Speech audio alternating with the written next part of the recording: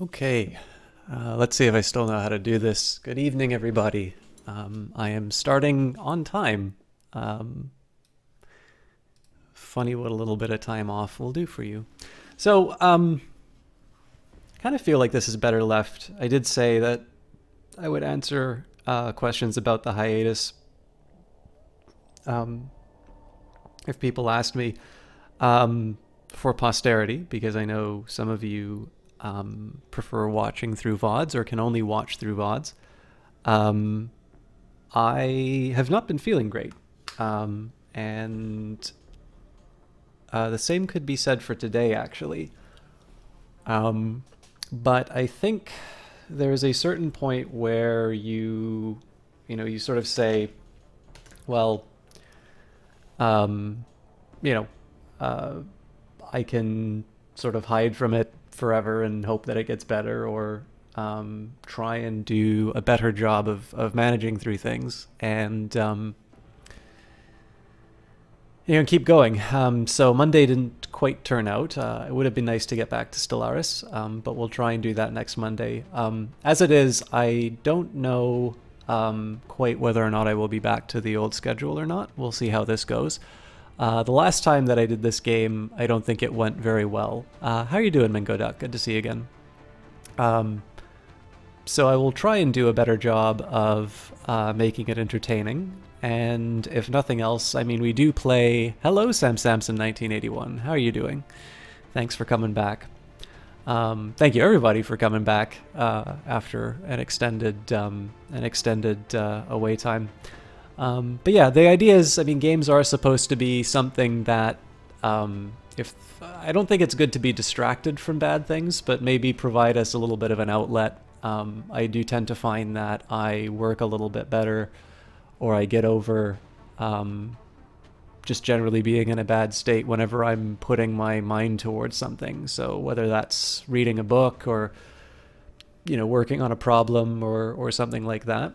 And so it's actually why I find games like Dark Souls rather relaxing to play. So we'll see if we can find that in XCOM's frustrating random number generation. For those of you not familiar with the way that I'm going to be doing this playthrough, so the deal is I'm generally going to reload if I just straight up lose a mission. It's not an Iron Man playthrough by any stretch of the imagination, but it is on classic difficulty, so it's certainly giving me a run for my money.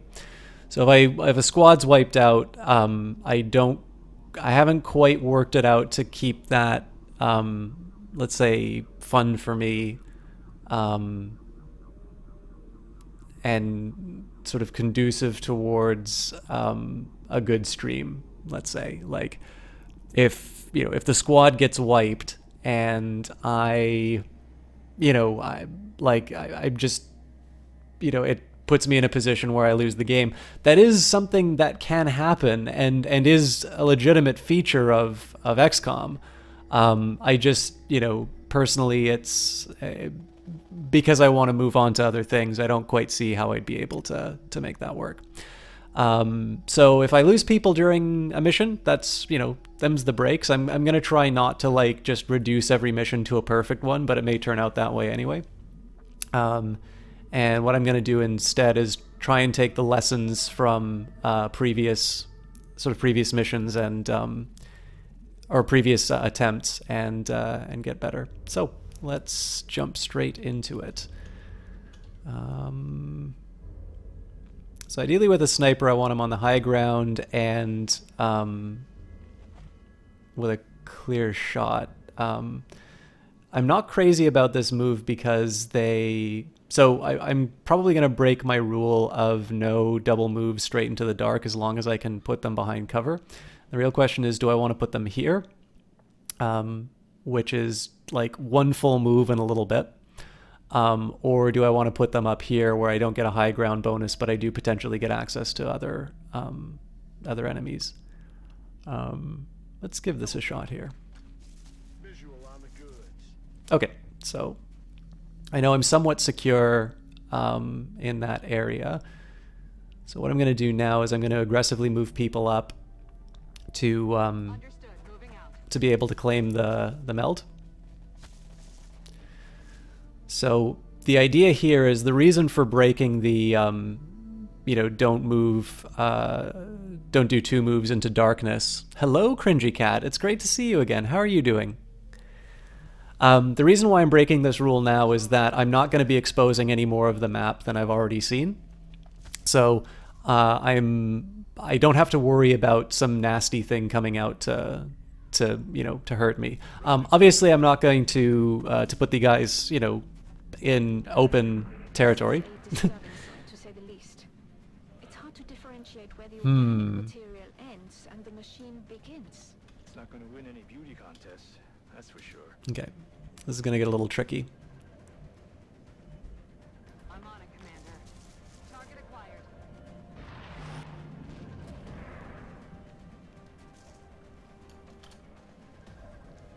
Not a great shot. So let's see what I can do with my other guys first.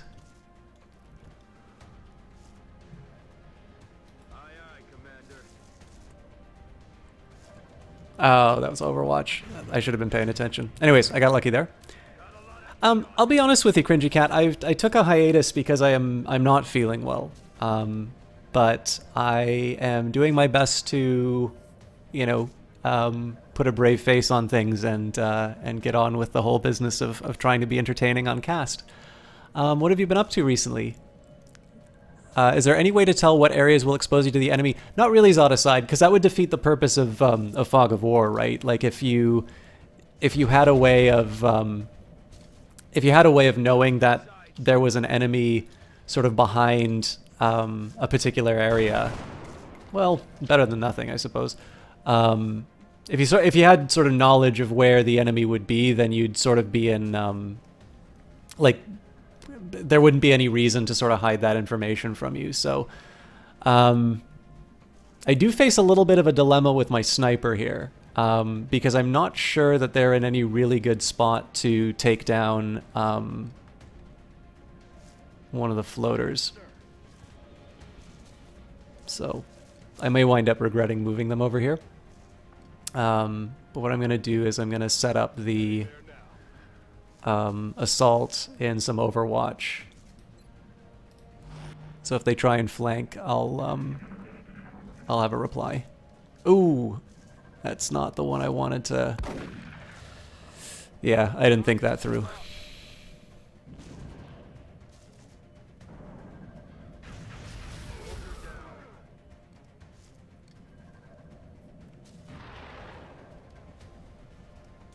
That was a really stupid move on my part.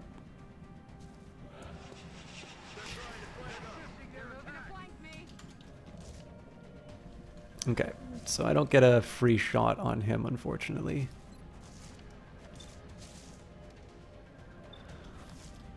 We'll give it a shot with the sniper first.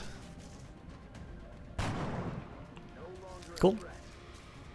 Basically playing Overwatch and being depressed. Going back to school in January though, but for now. Yeah, I'm sorry to hear that, Cringy Cat. I am, I don't know if I should say I'm in the same boat, because I think everybody kind of goes through things differently. But I appreciate where you're coming from, and I hope things look up for you. And I'm really encouraged to see that you're going back to school. I can definitely say, for my own part, that I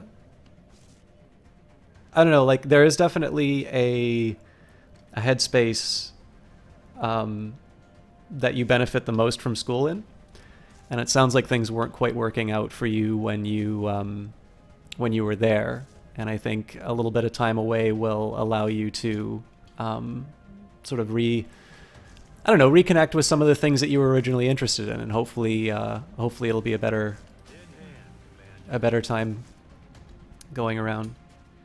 But I'm definitely sorry to hear that things aren't great for you at the moment.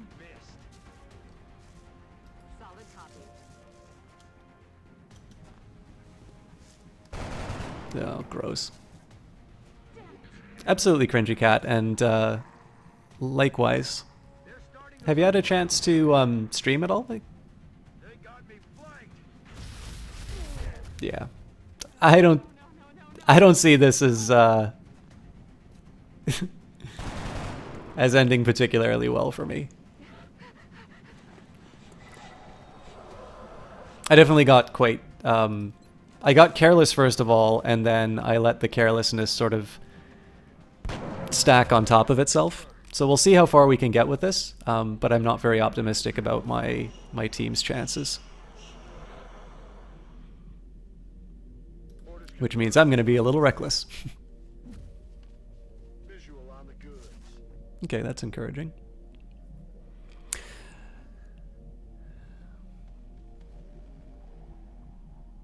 So I'm going to make a bit of a lame move over here. I'm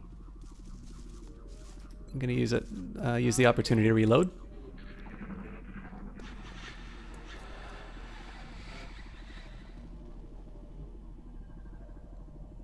Okay, so there's probably going to be something that I find as a result of doing this. Oh, lucky me. Which means that I can get my team into a slightly better position than where they are right now. Ooh, I mean, I should have expected something like that happening, but bad luck for me. So I'm thinking an advantage for me might be to try and go into the spaceship so that I can get some better cover. But we'll see how. Ooh. We'll see how this engagement goes. So yeah, my sniper's not able to do anything about this. This is a straight-on firefight if I do this. Is there any fancy way that I can maybe flank them? I mean, I do have protection behind this, but I have a feeling that their best reply is going to be to kind of turn around and cause him some grief. Well, you know what? Fortune favors the bold. Yeah, it was a mistake. All right, we're going to lose this mission, but that's fine because I kind of expected it.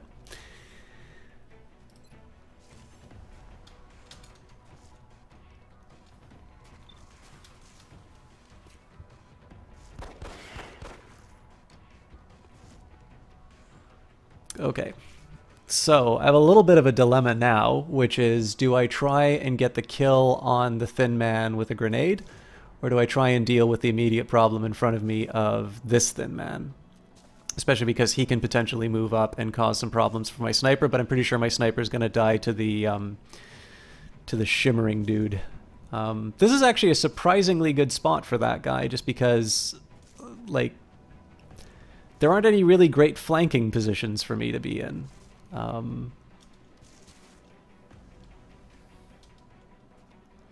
So maybe I would need to reconsider the approach. Aye, aye,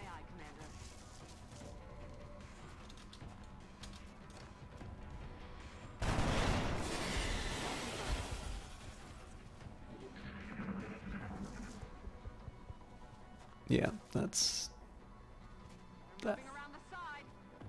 I was hoping the fact that he'd be weak would maybe cause him to reconsider, but no such lucks. Well, grenade will only do 3 damage, so the problem with a grenade, of course, would be that I'd be guaranteed to sort of get the shot, but he'd still be standing. So the real question now is, how do I handle the combination of Thin Man and the... I don't even remember what this thing is called.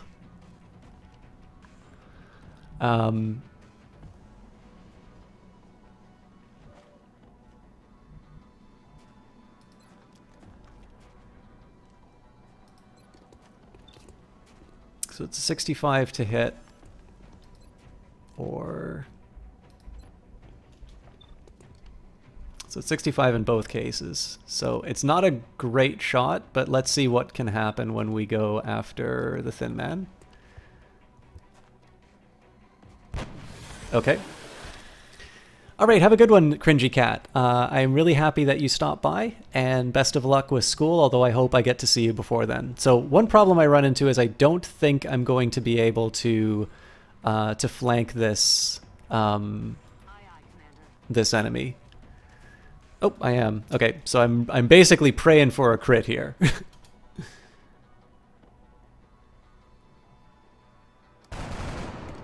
I got nothing. All right, we're all dead.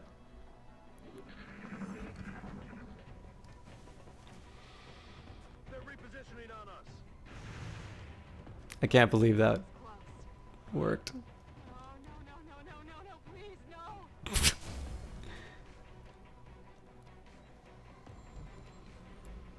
I'm not quite sure what inspired the panic, but all right, this is a real dilemma because there's nothing I can really do. There's like no real effective measure that I have against this thing. So I think honestly the better one is just for me to back off. That probably means the other guy dies though. I cannot believe the luck.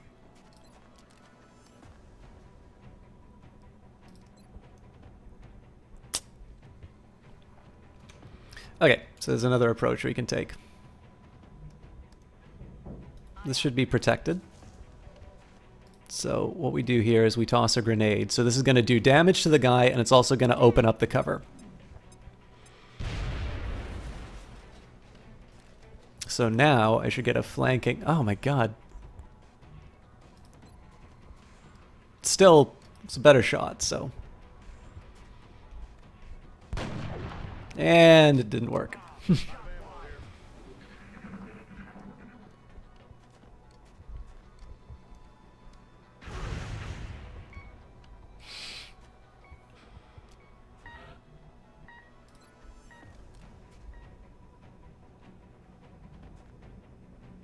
you believe in miracles? Oh, I thought that might be a flank. Oh, it's because he's hiding behind the... Incoming fire.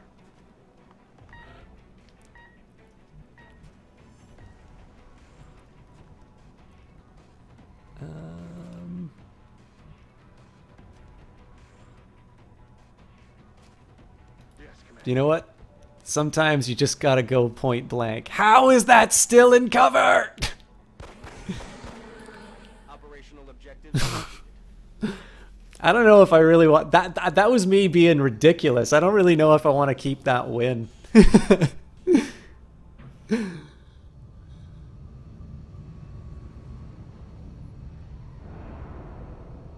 I did sort of say if I'd go through. Expecting this. They were some of our best. I wish there was more we could have done. All right, I think I am gonna be a scumbag and reload that. Sorry, I realize this is not how it's supposed to be played, but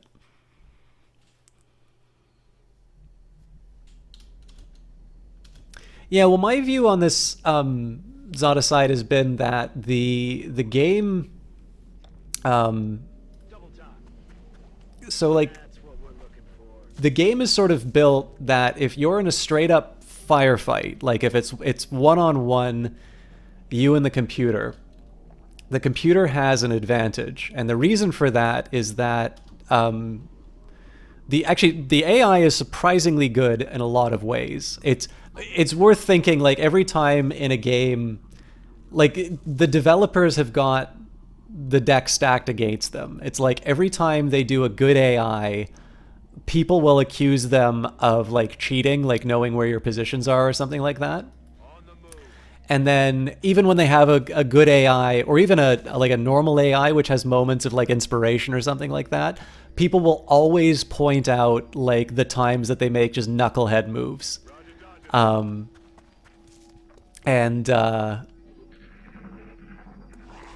It's, I mean, it's fine. I mean, everybody knows gamers are opinionated and like they, you know, they kind of have this sense of entitlement. Like there's you know, that's just the nature of the beast, right? But this should reveal those. It's a Yeah. disturbing sight, to say the least. It's hard to differentiate where the organic material ends and the machine begins. It's not going to win any beauty contests, that's for sure. So the light covers the better target. Oh wow, this is off to a good start.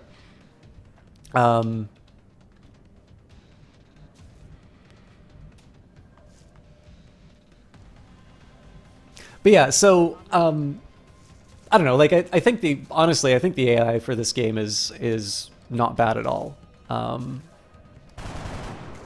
That's a shame.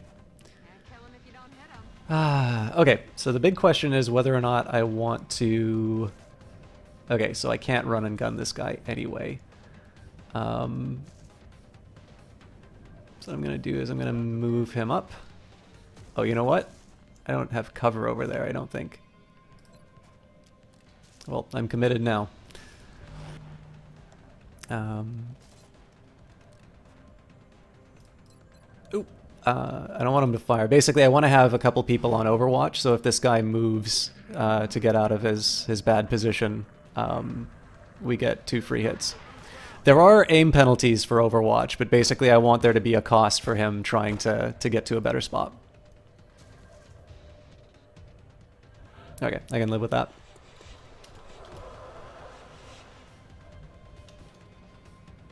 Aye, aye, Commander. It's been secured.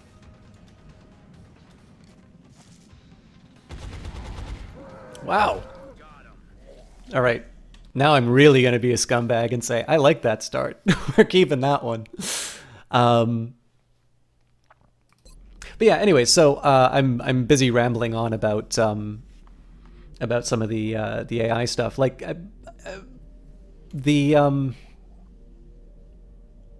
where did I want to go with that?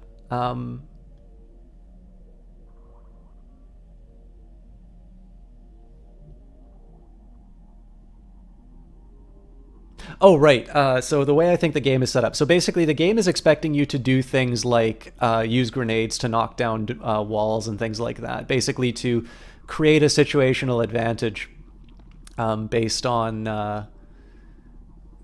your you know, like your human smarts. And so the idea is that your tactical advantage, or the fact that you can save and reload or something like that, is like that's what you use to win the game, at least on something like Classic. I think if you do normal, you can maybe get away with being a little more careless, like I was. But yeah, I don't know. I think it's a good way to do the game. I am rather fond of the fact that in the sequel, in XCOM 2, the commander is sort of depicted as being sort of held and just sort of iterating over all of these different strategies in like his cryo tank or something like that. And so this might flush out the thin men, but this is not a great position for this guy to be in. So I think we'll run him up like this. This, of course, is exposed if something comes from the left, and we know there's something on the left. But I'm trying to retain some kind of a strategy. All right, and then we've got my sniper. It's debatable that this is a good position for them to be in, but I think I will overwatch this just for the sake of the example. But yeah, so the commander is sort of depicted as iterating over these different sort of battle plans and strategies, which I always thought was a really neat idea, because that sort of creates this. It kind of creates this, like it gives an in-game motivation for a fact of the matter that, you know, generally in a game like this you wind up saving and reloading a lot. This might be tricky.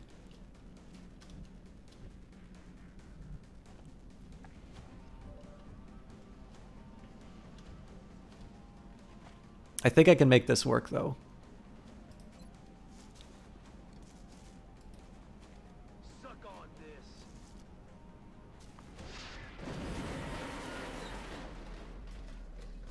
Oh, that was sufficient to kill it. Good for me.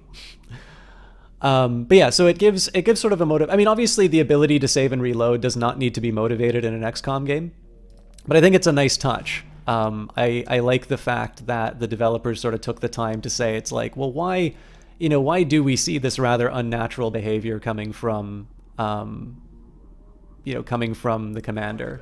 And in this case, it's, I don't know, I like little touches like that. And again, it's obviously a reflection of the way that most people played this game, which is to just try different strategies, see what worked until the time came.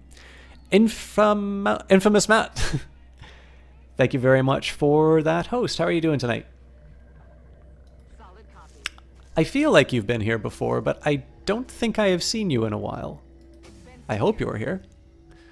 Always appreciate the attention. And welcome to anybody from Infamous Matt. Yes, long time no see indeed. How have you been? Were you streaming recently? I don't get to see any numbers in terms of what goes through. Anybody who did come through Infamous Matt's. Oops.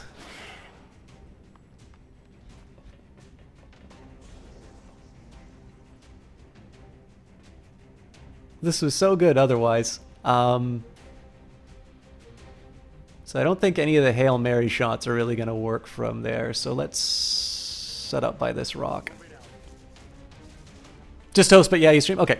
I needed to know whether or not I owed any of your raiders a welcome and a thank you. Thanks for stopping by anyway. What have you been streaming lately? Actually, anybody who's streaming here. Cringy Cat is somebody who normally does adventure-style games when she streams, but as you saw inside of the dialogue... Oop, the chat dialogue.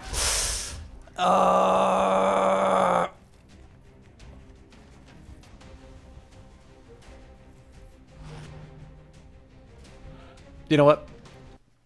Because I already did this, I am going to go back. Did Final Fantasy XIV, but XCOM 2 before that. That's cool. I've actually come back from a long hiatus, which is why I am, one, really sucking at this game, and two, why I'm playing the game like such a scumbag. But I'm enjoying it. I mean, one of the things too is I don't think anybody really watches me play this for particular ability at the game. Usually it's just an explanation of my thought process that seems to be sort of the big driver. So in that sense, I don't feel too bad whenever I make a decision like that. There's not a lot of great places for me to hide.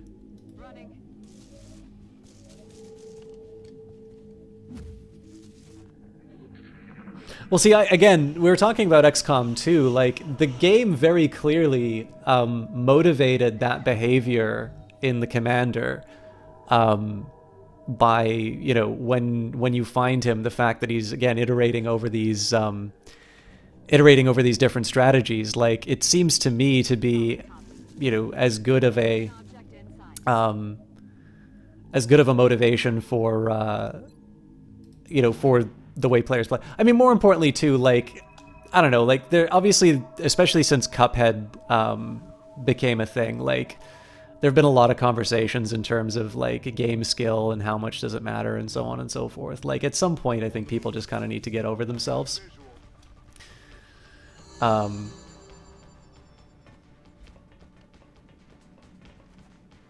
Sneaky.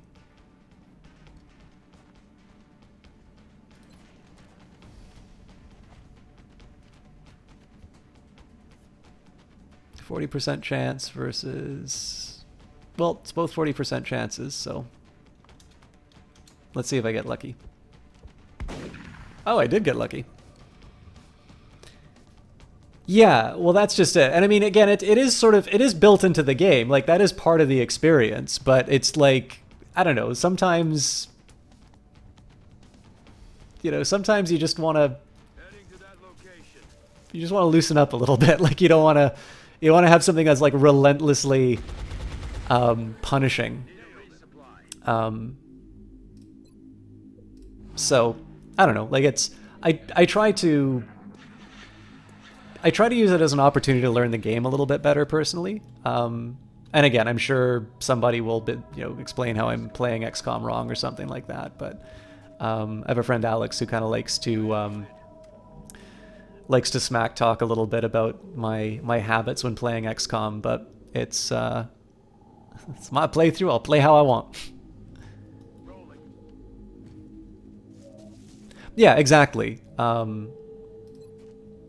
also kind of like the fact that when they acknowledge sort of save scumming, they implemented the mode where you reset the seed each time you reload. So I like the fact that there are different. I like the fact that there are, if you want to say like what is so I could say here like what's the perfect way to play this map, and I just keep reloading different saves and such. So for instance, I'll save one more time here. This is a little bit more than I like to do. Normally I like to have a save at the start and just try it over and over again, but I also want to make some progress.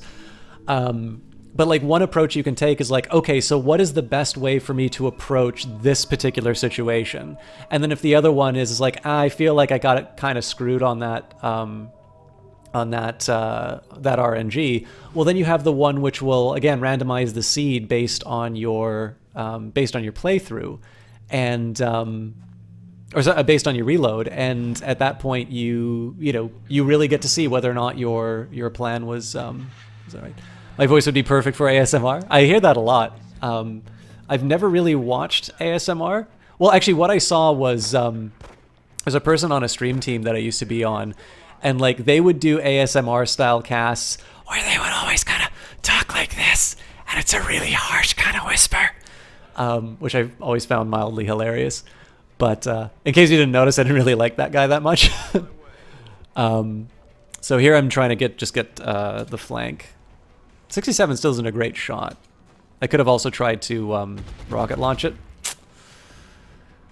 All right, no luck wherever I placed my snipers, so I'm actually gonna have to put them potentially in harm's way, but I've got a save that I can run back. And hopefully lots of people flanking them will create some dilemmas.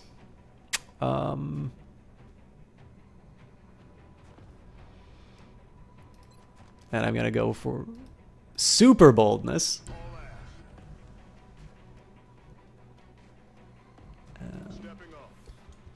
What did you think of XCOM 2? I want you to play it when it first came out. And did you play War of the Chosen? Don't have War of the Chosen, because I haven't played XCOM 2 into completion.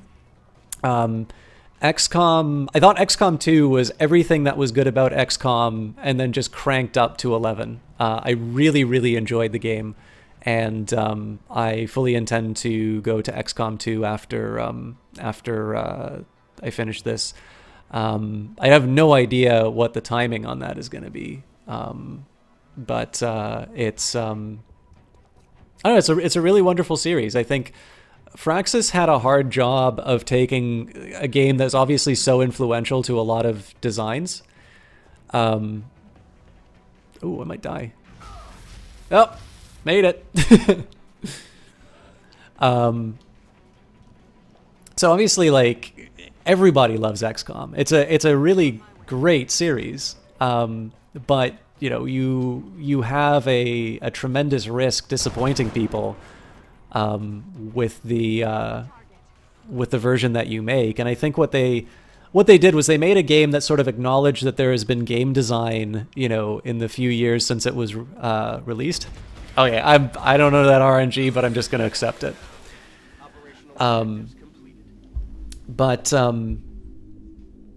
yeah, like they basically says like we're gonna simplify it in ways that sort of retain that tactical essence, but we're still gonna make it excellent. So it's like it's a slimmed down version of the classic. And again, XCOM 2, I always think there's kind of. It'd be great if there were at least 2 versions of every game. So you've got the first version, which is like, we're going to figure out how this game works. And then the second game is like, okay, well now all the budget is going to go towards implementing all those features that we wish we could have, but we spent so much time figuring out how the game is working. But horror talk-throughs? I've done horror talk-throughs before, Mingo Duck. Although I guess you haven't. Well, you did see Observer, so that's as close as we get. And whenever you hear System Talk, it reminds you of something you always hear on NPR when you listen to the radio on your way to work. I don't see. I'm Canadian, so I don't have NPR. If you don't mind, guys, I have not been eating well, so I've got some leftovers sitting beside me. I'm going to try and take a bite. Otherwise, I will become irritable.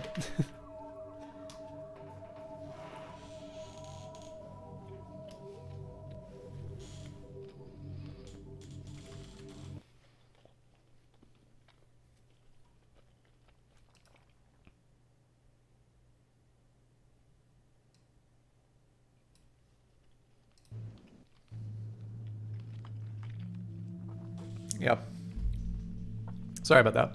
This is kind of a remedial stream, me trying to get back into my groove.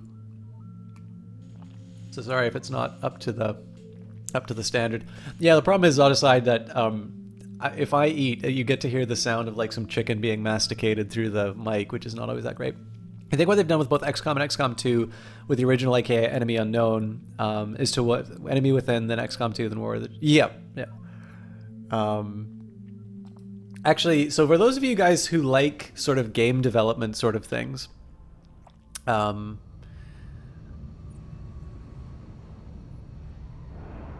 there's a podcast by Soren Johnson.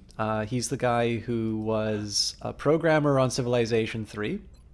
He was a designer on Civilization 4. And he now has his own company, Mohawk Games, which makes Off-World Trading Company, which is a wonderful sort of economic RTS, if that kind of a thing appeals to you. I'm gonna delete these intermediate. I'm gonna delete these intermediate saves just to keep somewhat honest. So yeah, he did an interview with Ananda Gupta, who I think came on for not War of the Chosen, for Enemy Within, which is what we're currently playing. He might have worked a bit on XCOM, on like the base game as well. And then his other claim to fame is he made the board game with Jason Matthews, Twilight Struggle, which was #1 on Board Game Geek for like forever. So it's a really interesting interview. A lot of talk about the design of XCOM and what made certain things work. I was really interested in that. And Soren Johnson's a really interesting guy in his own right. Obviously, because he's interviewing, he tends to, the guest is sort of the highlight, not him. But it's a really good interview. I encourage you guys, if you are interested in the XCOM series and sort of why certain things are the way that they are, it's a good little chat. Okay. This is the first time I've been in this control room in like a week and a half, I think. By the way, I've got some lurkers in chat.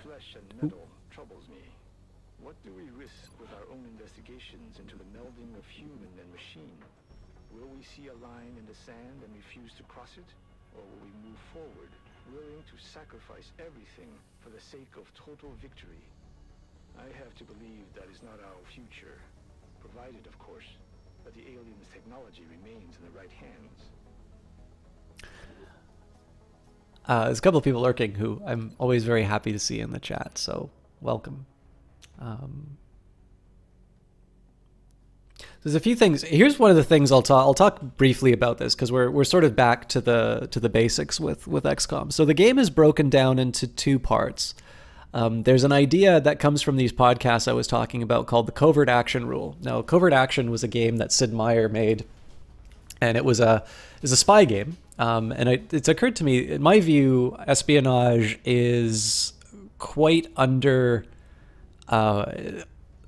So espionage is underappreciated in gaming in general, and when you do have it, it tends to be sort of Splinter Cell, or like sometimes they focus a little bit on like the dirty tricks part, which I don't think is the majority of intelligence. I think the majority of intelligence is probably a bunch of bureaucrats in an office. And I actually think, believe it or not, that there is a ripe, there's sort of ripe territory for that. So imagine it this way. So you sit down and you say, okay, well, how do we make a game about the Middle Ages? Like, well, you've got knights and you've got battles. So obviously you make a war game. You make a game where you're a knight or you're a king and you're leading the knights into battle. It's, you know, you have lots of fighting in it. That's obviously the way that you do a war game or a medieval game. And there's lots of very fun games that do that. And then you have Crusader Kings 2, which comes along. And yes, there's a war element to the game for sure, but I don't think the war game is the reason why the majority of people play Crusader Kings 2. I think a lot of people like the emergent stories that come out of Crusader Kings 2. And so similarly with espionage, I think if there were to be... So the best analogy I could come up with would be like the BBC miniseries... I have it, Tinker Tailor Soldier Spy and Smiley's People. If you were to do sort of a story like that, and you were to take sort of this paradox approach of saying that we're going to present you with a world of complexity and you need to find out what's going on, almost a sort of puzzle style game, I think there'd actually be some material you can get out of it. Anyways, totally unrelated. The covert action rule. So what Sid Meier had done was, it was basically two kinds of games. There was like the breaking and entering part, and then there was the more strategic part.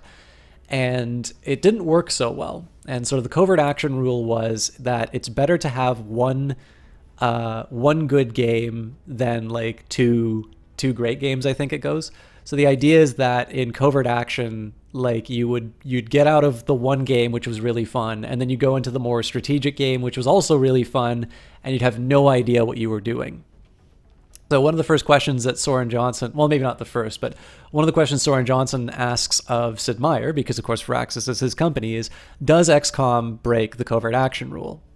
And so the idea that it's one good game rather than two, because of course you've got the geoscape here, right? You've got all the decisions that we've made in terms of upcoming events. We've got research, engineering, barracks. I need to build my base. There's lots of different things that are going on here, and this is going to inform what happens at the tactical level. So you've got sort of a higher level strategy game, and then you have the tactical strategy game.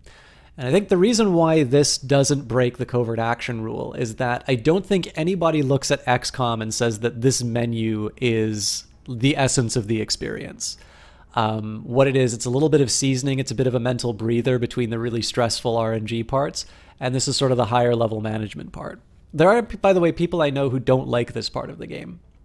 Obviously, the geoscape in the original XCOM, and by that I mean the Julian Gollop game. Some people prefer that one, and if you like that style of game, I really recommend that you try Xenonauts, which is it's not so much a modern take on XCOM so much as it is an updated graphics-wise version of XCOM. It keeps some of the things of XCOM, the original XCOM, which I actually think are not desirable. But that's, you know, that's my opinion. I realize it's heresy sometimes to not talk about these to talk about the, you know, the classic games with anything but hushed tones of reverence.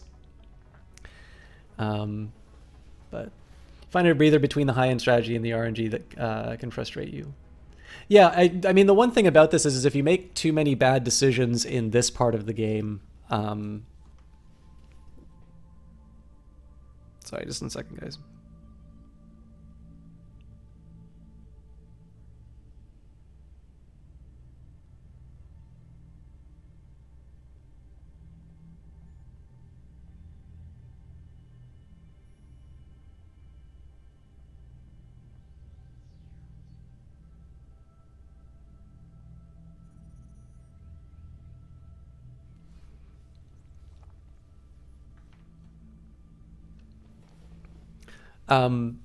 Yeah, so like obviously if you make decisions in this that have kind of these permanent consequences, they can be a bummer. I don't know. Let's move ahead though. Commander, we have multiple reports of new abductions in progress. The locations are marked on the hologlobe. Mendoza! I always need more engineers.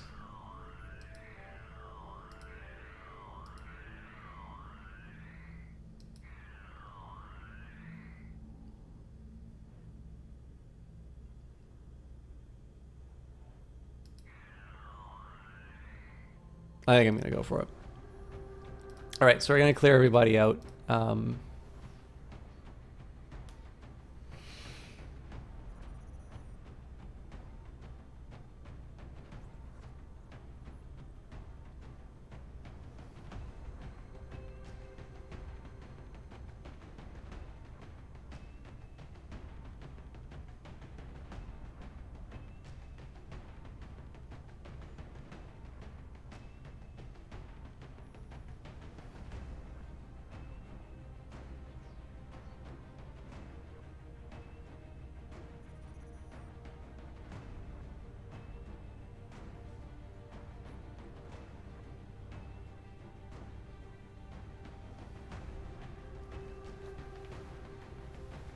Like failing to protect a specific country and then result. Yes, exactly. And actually, one of the big things for me was trying to,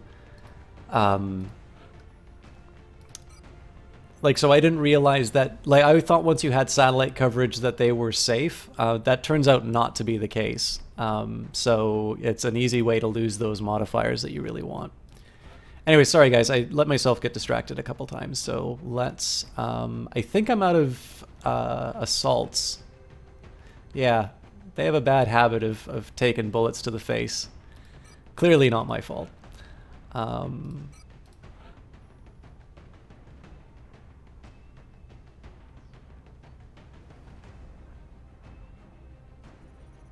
Again, I kind of want to level everybody up, so...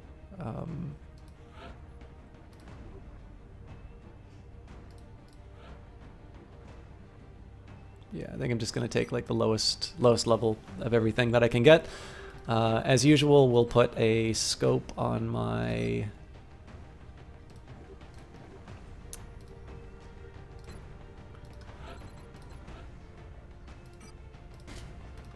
sniper. I'm not sure I want to give my scout a med kit.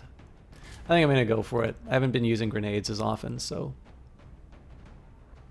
Alright, it is a little bit of a weaker squad for a mission like this, but I don't know, I'll try and make it work as best as I can. Strike one. Prepare for landing. We're moving into Argentina next. The threat there seems to be the most pressing. Current updates from the ground indicate the aliens are moving within the city limits. We should get down there and secure the area as quickly as we can.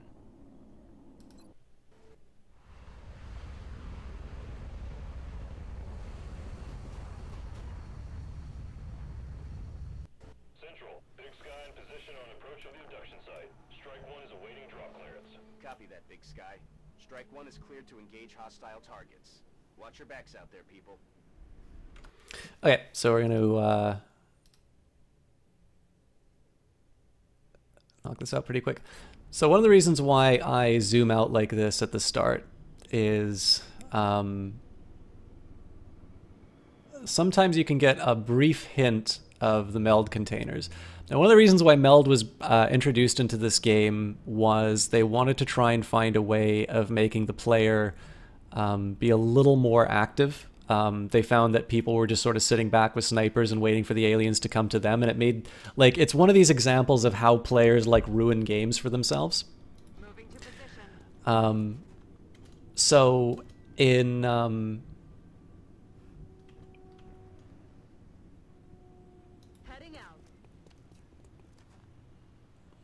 didn't give me as much of a view as I wanted, but that's good to know the meld is there.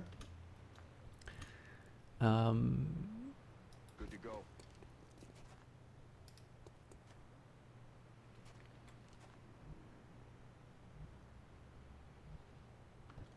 Ooh. Heading to that location. So I did, yeah, I did that because I knew I could move them. I can move them back if something bad happened. Good to go.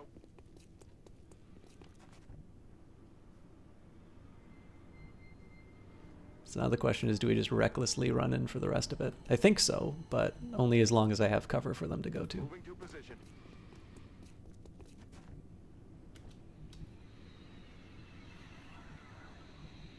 Moving out. But yeah, so the meld was introduced as a way to sort of make players run into buildings and just generally take more risks.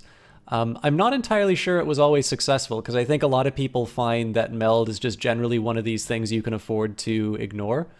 Headed there now. But you do get some cool things. So you didn't know there were healers in this? Well, Zoticide, basically, any unit can be a quote-unquote healer.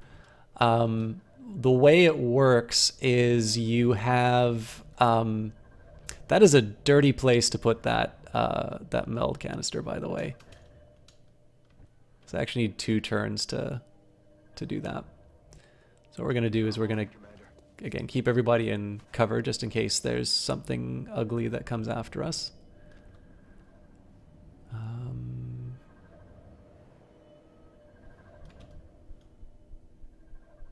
But there are, so the support class gets basically a bonus to, the support class gets a bonus to certain healing abilities if, Enemy spot.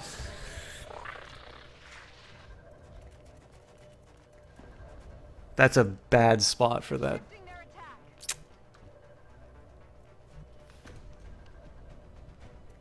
I could try smoke. No, no, no, no! I might reload this because I just made 2 big mistakes. Well, let's see where the crazy takes us. That is legitimately on me for that move that I did. I would, if I could have saved the game and reloaded it there, I would have seen it. But I wanted to switch to smoke, not the other. Heading to that location. All right, there's really nothing that the sniper can do, but. Stepping off.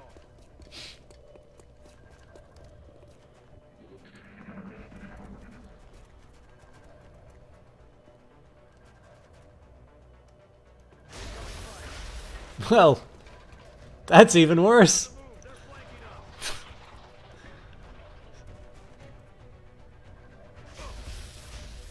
But we lived.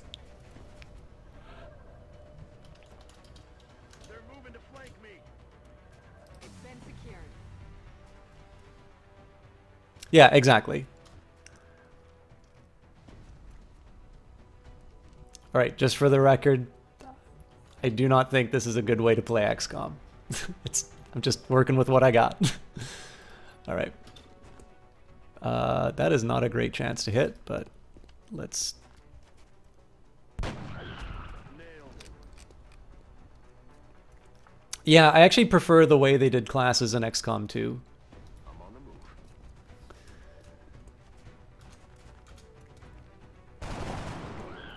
X-ray neutralized. All right.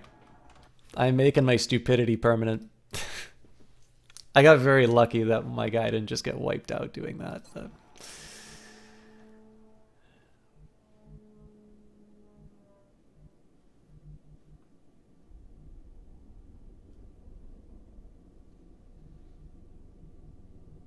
I'm on it, Commander. There's so many people out in the open. Honestly, I'm just going to do an Overwatch on this and pray to God that I don't get wiped out. I'm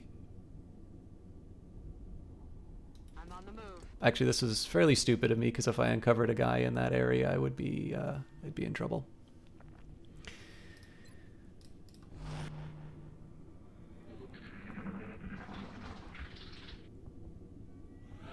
Okay, new rule: no more dumb stuff. I'm gonna move this sniper up, just because every time I move them up, I know that I'm sort of surrendering their ability to take an action this round, and that can sometimes give me important information in terms of what my next move is going to be. It just got hot in here. All right.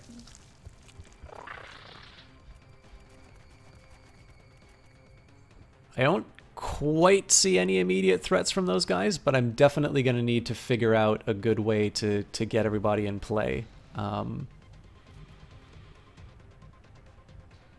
You, run by that giant explosive thing. Your country needs you.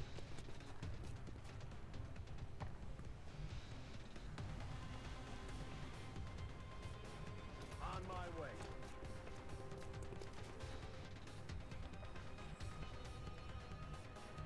Solid copy. Okay, I don't think the Overwatch is really going to work for this, but actually what I could do...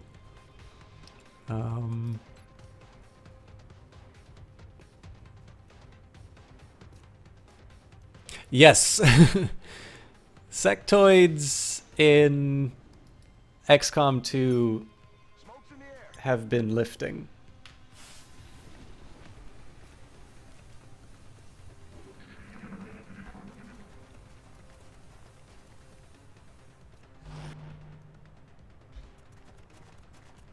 Enemy spotted.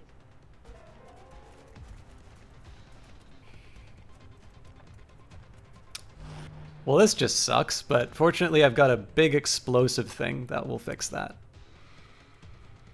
Hello, Bremenbina. Thank you very much for stopping by.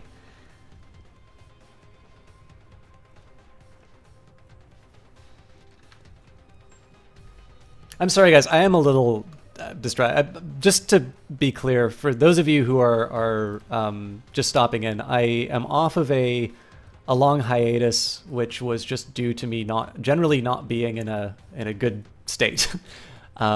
So I appreciate that this is a not my best cast, but one that All mission objectives completed.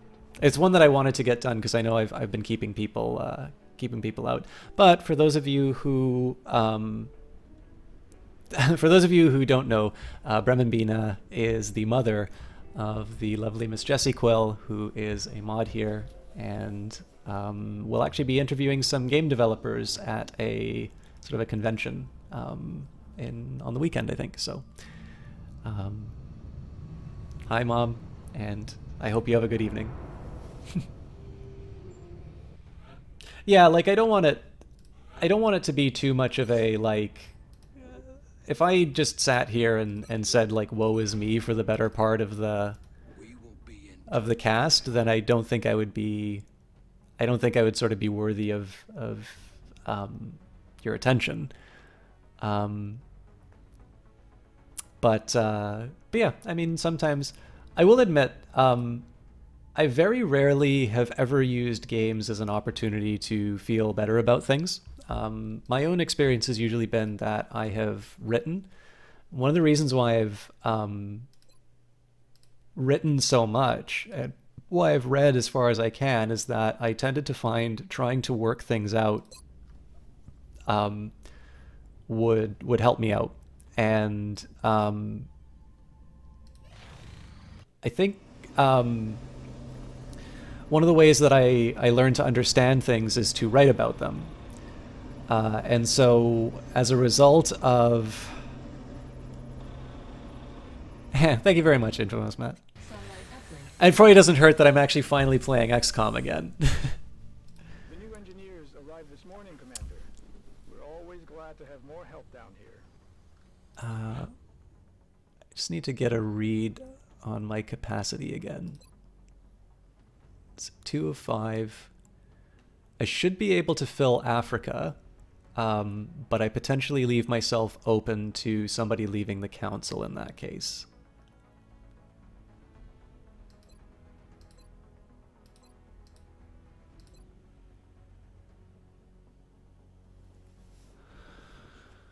And the all-in bonus is a pretty strong one. So I've got 2 more satellites coming online.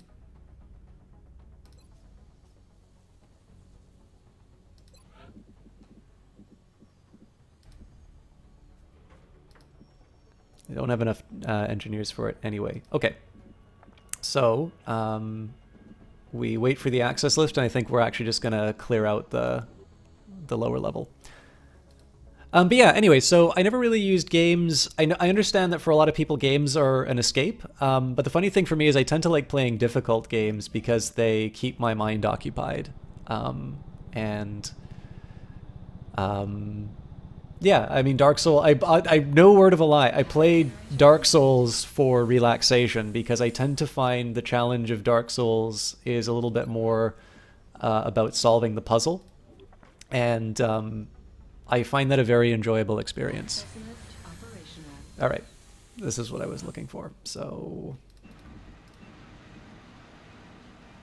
it's not exactly the most courageous use of my resources.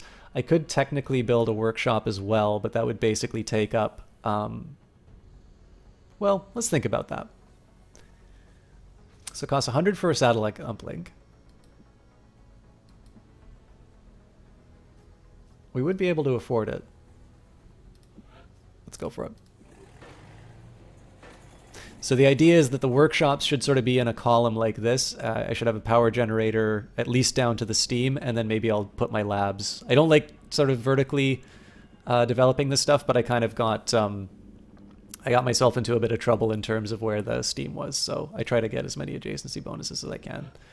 That'll cost me 50. So.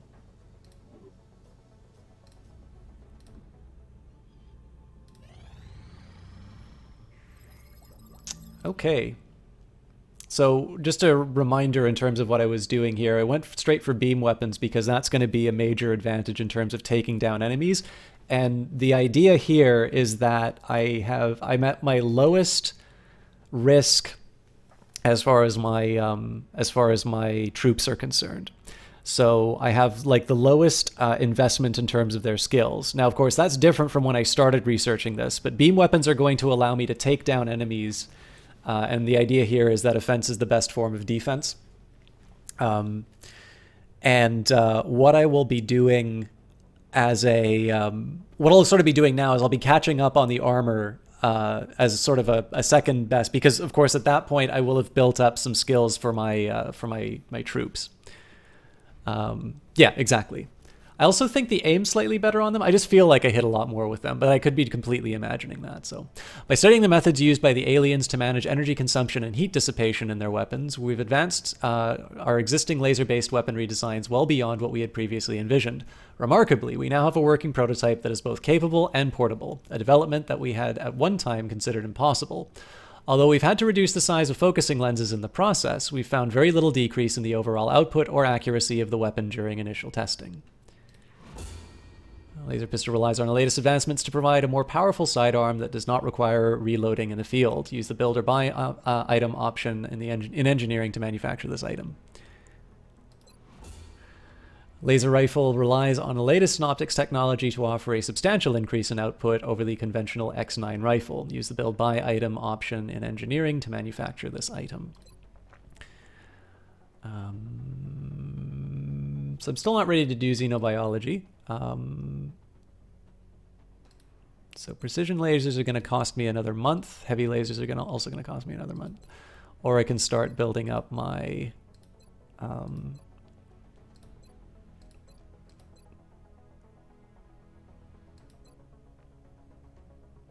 armor.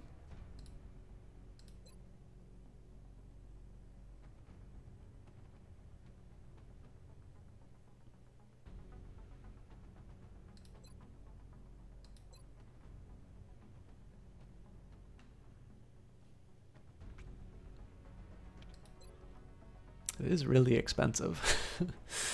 I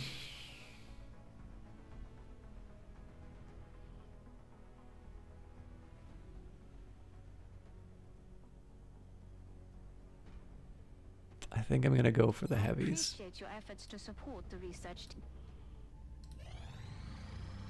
Oh yeah, about the about the decision to blow up the so I actually just need one.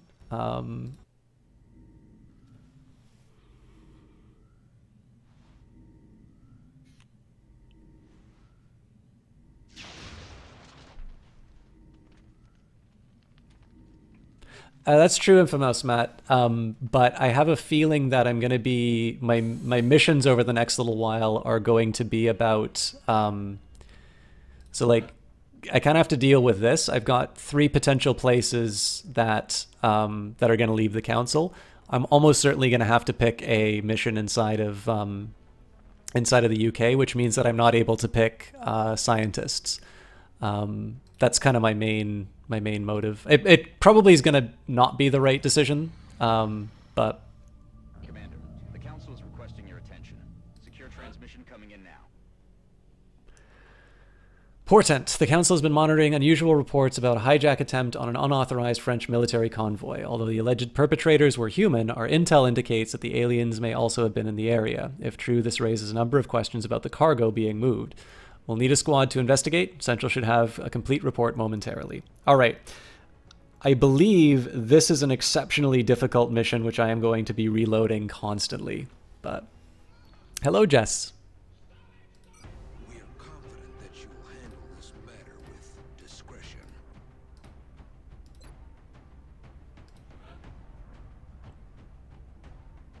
Your mom was here not too long ago.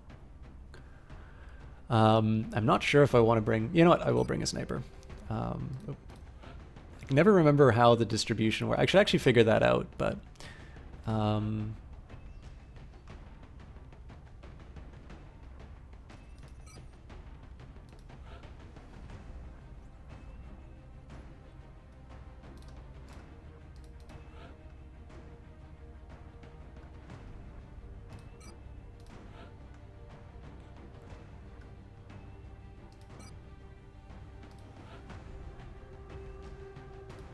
Lots of British people. Hello, the Eyes of Sin. How are you doing?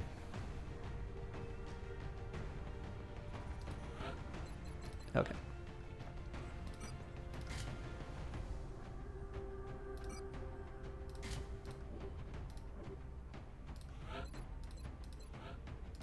So this this mission actually leads you to a really cool chain that came in Enemy Within. Hello, Forgotten Reaper. I know you didn't say hi to me, but I've been making some stupid mistakes, Eyes of Sin, but very happy to see. Normally went 2 assault, 2 heavy, and a sniper and support. Yeah, I don't have the I don't even have the building to do those upgrades yet. France is sending an urgent mission request. All right, Council mission, Paris, France. A French military convoy was caught in an ambush. The convoy's current status is unknown. Be prepared for anything. Investigate the area of operations, locate and secure any survivors, as well as the convoy's cargo. Eliminate any remaining opposition. Tip, your soldiers can kick in doors and jump through windows, but the resulting noise will alert any nearby aliens to your presence. No, that's fine, Forgotten Reaper. I'm not that. I can't afford to be a jerk. I am a wounded individual. Speculation about this ambush on a French military convoy. Yeah, so this is Have much to go on. this is the mission I was. Very concerned is the Council intel report indicating alien activity in the area. We need to secure the site and look for some clue as to what happened here. We have a new objective. So this is a mission where basically you need to pick up a guy and survive this gauntlet once you go through it. It's all thin men, and they all, like, thin men are just like an absolutely punishing opponent to go up against. All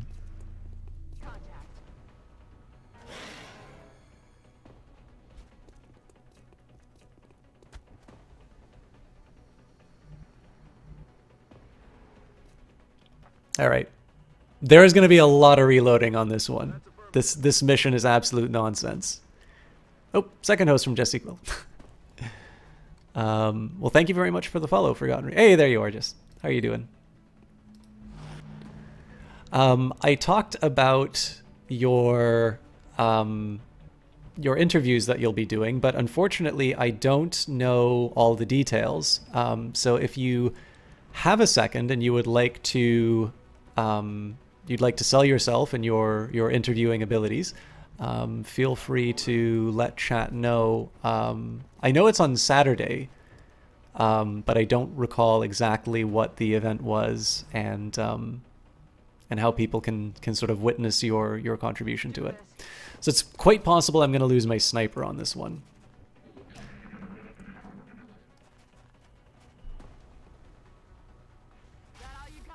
Hooray! Okay. It's not a great to hit chance, but... So there's going to be more than one. The thing about this mission is that everything is sort of preordained. So there's going to be some other guys. There we go. Now the drawback here, of course, is that these guys do not have... these guys don't have...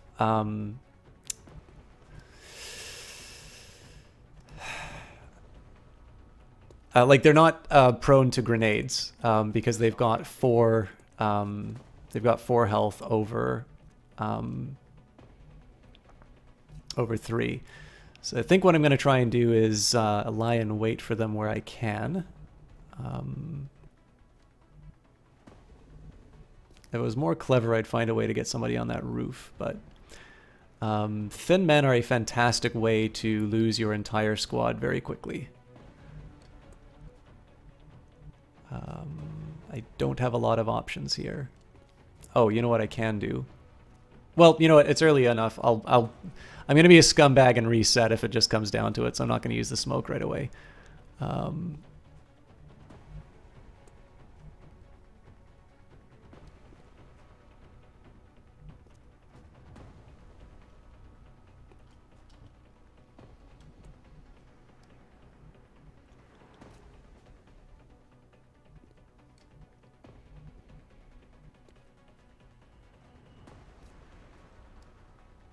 You know what?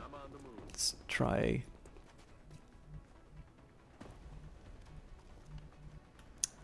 I have a feeling this will not work to my advantage, but I've never quite been able to figure this mission out, to be totally honest.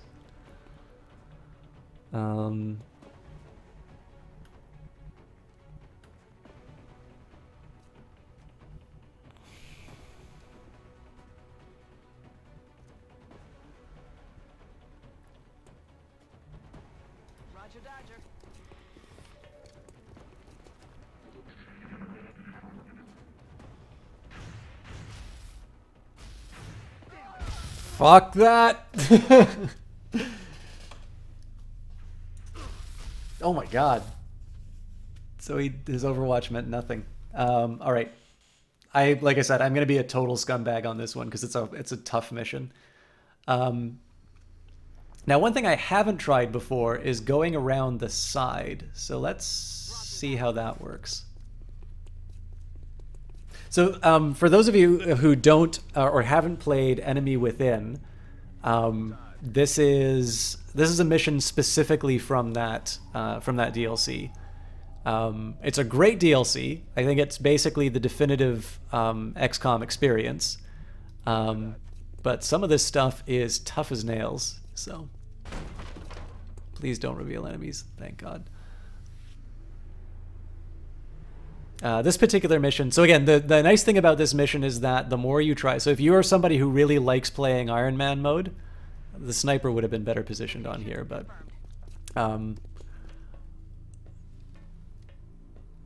if you really like playing Iron Man mode, you basically wait to get this mission over and over again to figure it out. I have no such patience, so I am just going to be saving and reloading forever. So we know we're going to reveal some guys. Well. Okay. Discretion is the better part of valor here. I think if I move up here, I wind up revealing... Well, let's see what happens. Yep.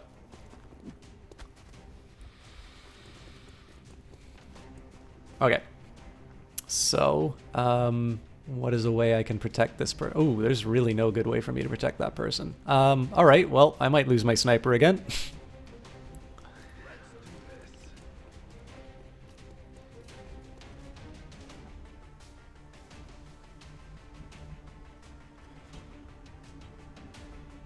Oh, this will be fun. This is totally not an optimal strategy, but I just really like the idea of this happening. Moving to designated coordinates.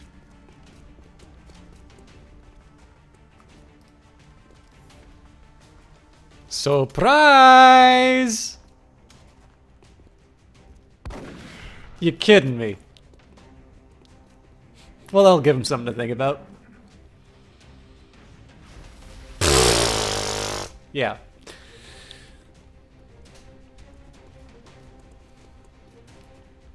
X-rays coming in from the sides.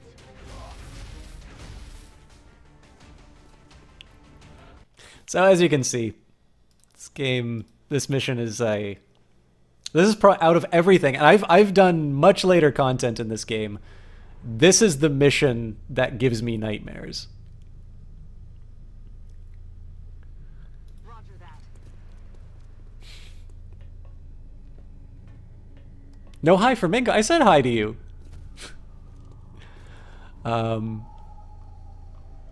Anyway, sorry guys. Like I said, I'm all over the map. Apologies for that.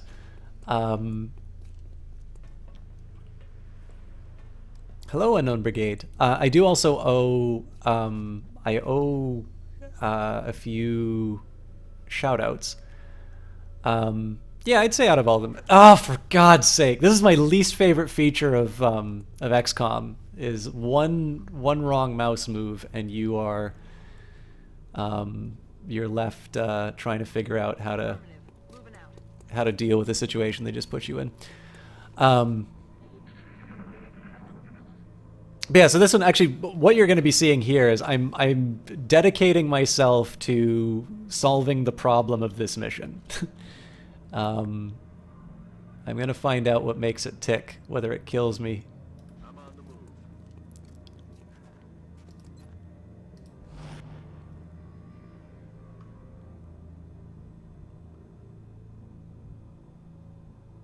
So I don't think this door opens. On it. Oh, it does. Okay, that gives me some things to play with. I'm on it, Commander.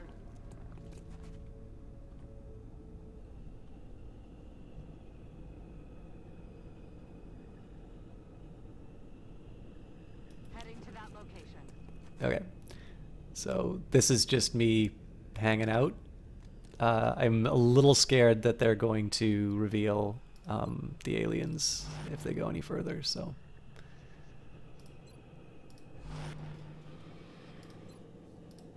But yeah, so basically this is going to be me trying to figure out how to handle this. Because again, everything is the same every time you do it, and I've never been able to come up with an optimal strategy for handling this mission, so. On target.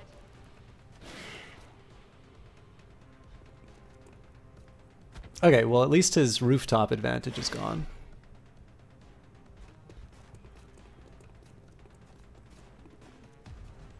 Some pretty nasty cover overall. But I do have some good chances to hit.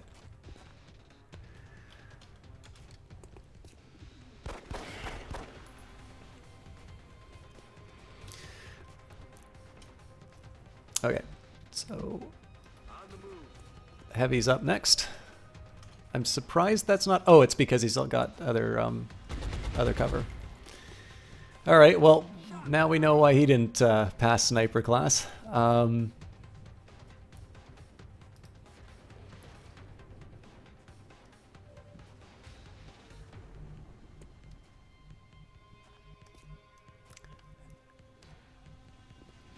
And yet somehow there's no direct path. Yeah, there definitely is a direct path to this.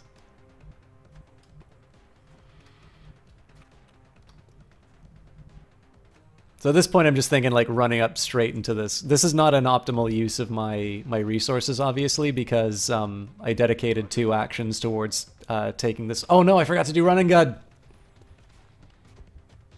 Bloody hell.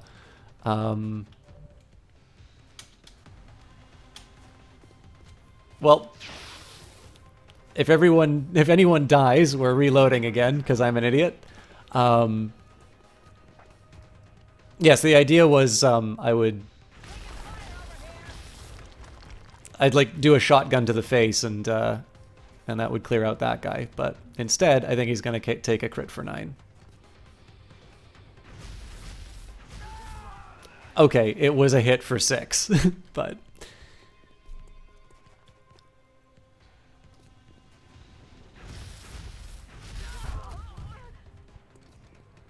Those bodies don't look like they've been hit by alien weapons fire. These men were killed by conventional bullets.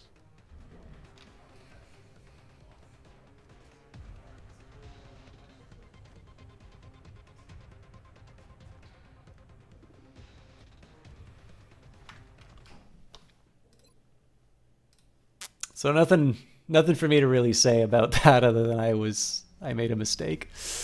Okay, I have a big problem with my sniper. Orders confirmed. On the move. I can't remember if this reveals. Yeah, it does.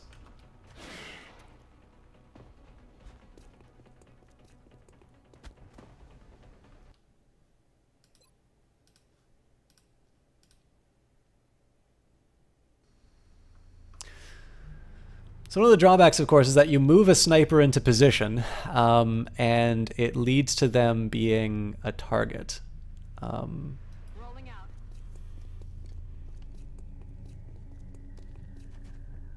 So what I think I'm going to do this time is we're going to try a similar approach with the doors.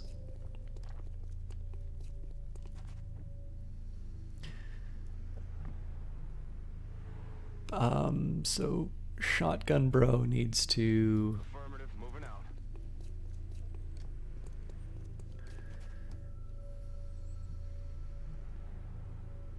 Let's do this.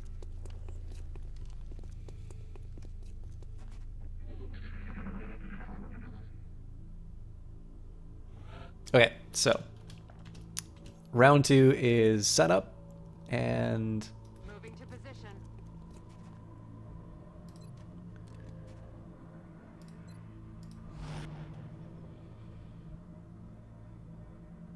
I'm on the move.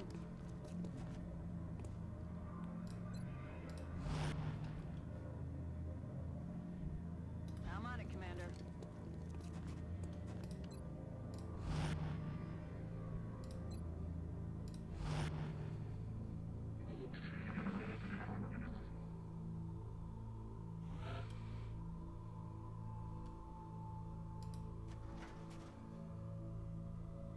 Contact. I don't think that's unfair, Infamous Matt. I think that's a fairly decent read of the differences between the two games.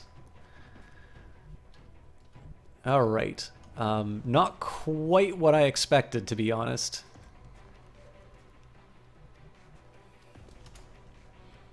That's a good shot.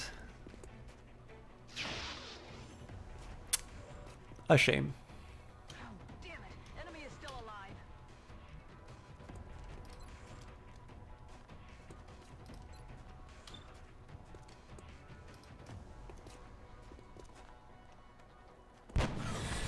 Okay.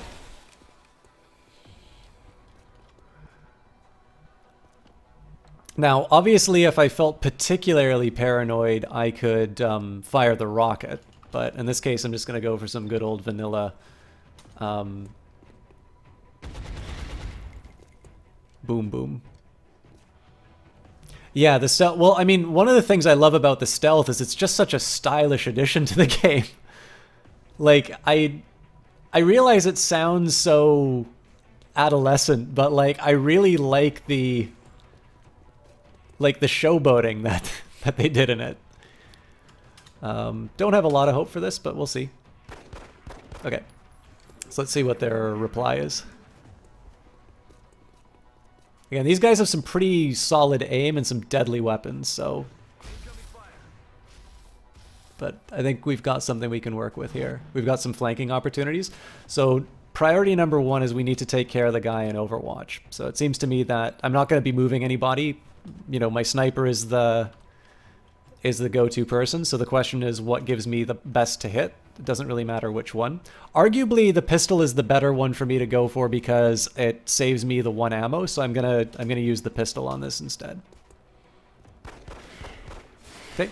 So it's counterintuitive to do that, right? Because normally you want to fire with your best weapon, but in this case, there was literally only, there was one way that was going to go. It's either I get the hit or I don't, and if I didn't, 45% chance of that happening. Either way, I have another bullet in the chamber for my sniper rifle, so...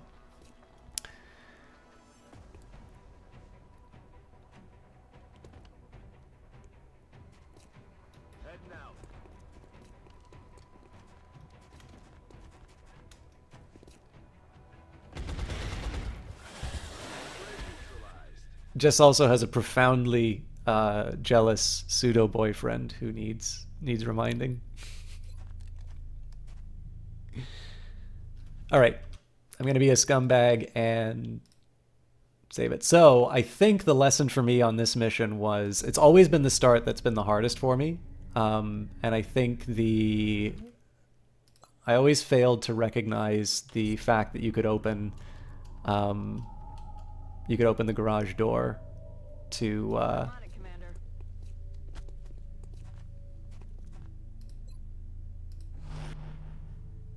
sort of solve that issue.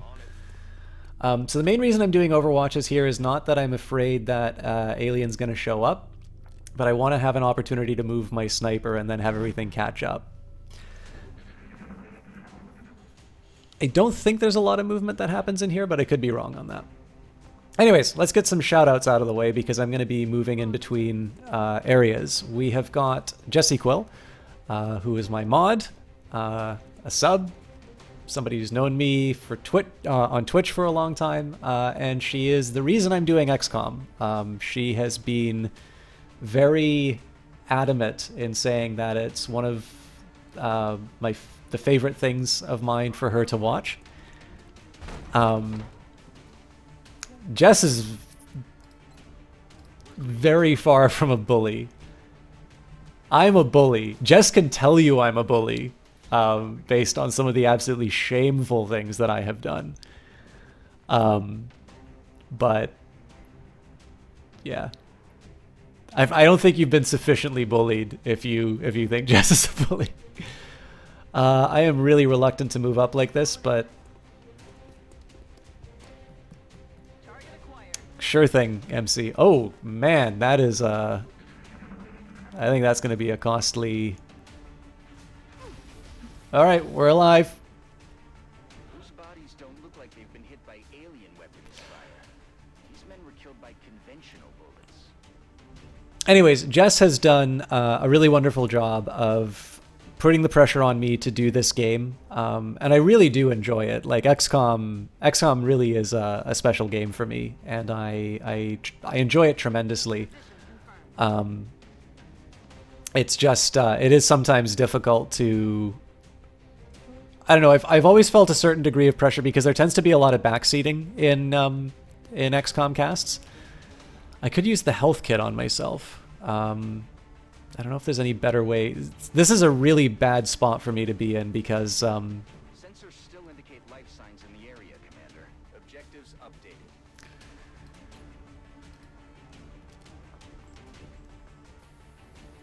I don't really have a way of getting my assault anywhere I need them to be, so what I will do instead. Already there. And not crazy about this position for my sniper, but I think it's the best I've got. But yeah, anyways, eventually I learned to get over myself. I said, what will be, and I'm not so sure about this, but oh, got lucky. I don't know if I want to save from here or not. Okay, so this is not... In one sense, this is not bad because I'm sort of able to move into position, but in the other sense, it's not so good because my team is not in position. So what we're going to do is we're going to move support up. Aye, Commander. Contact. All right.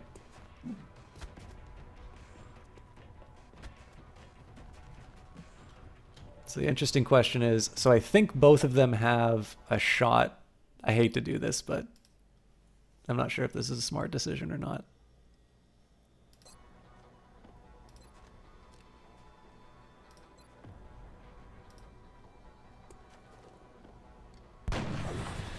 Yay! Target disabled. All right. It's killing time. So I'm pretty sure there's nothing else in this level that's going to come out and bite me. So the next step really is to prepare myself. Someone alive over there. If we can bring them in for questioning, maybe we can figure out what happened here.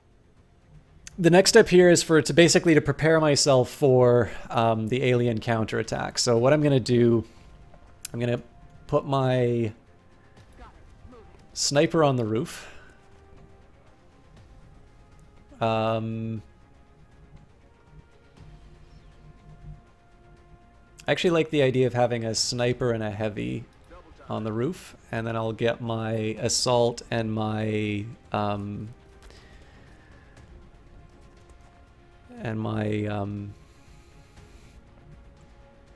support.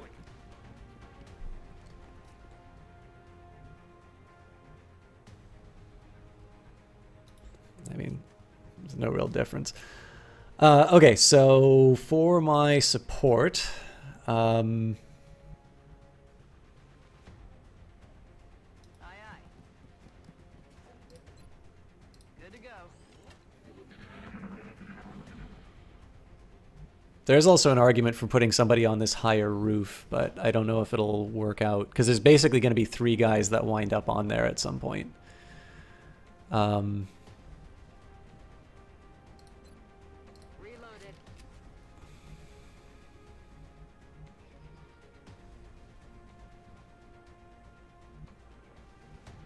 Running.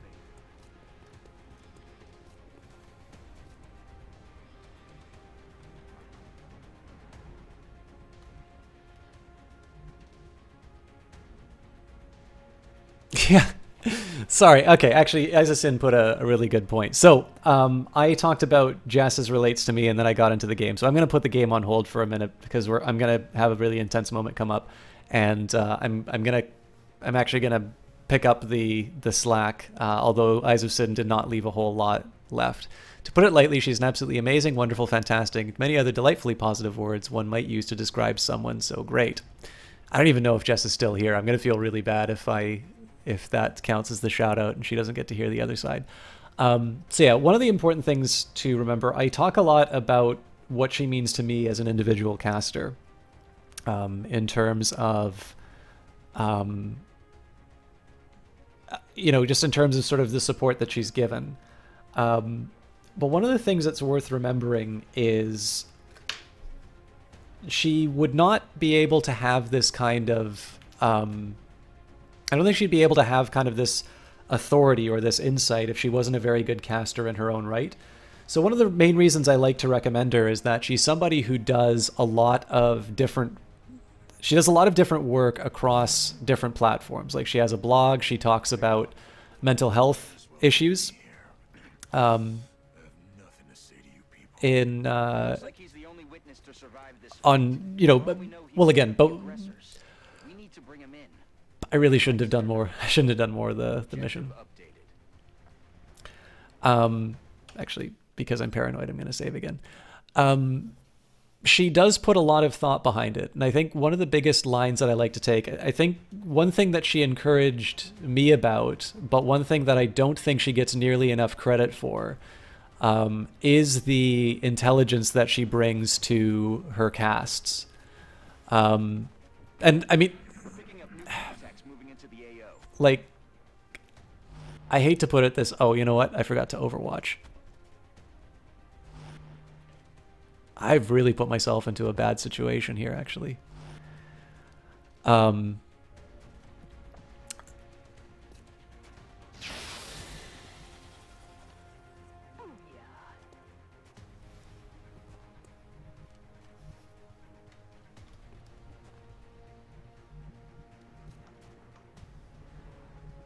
I should just run and gun up behind this guy.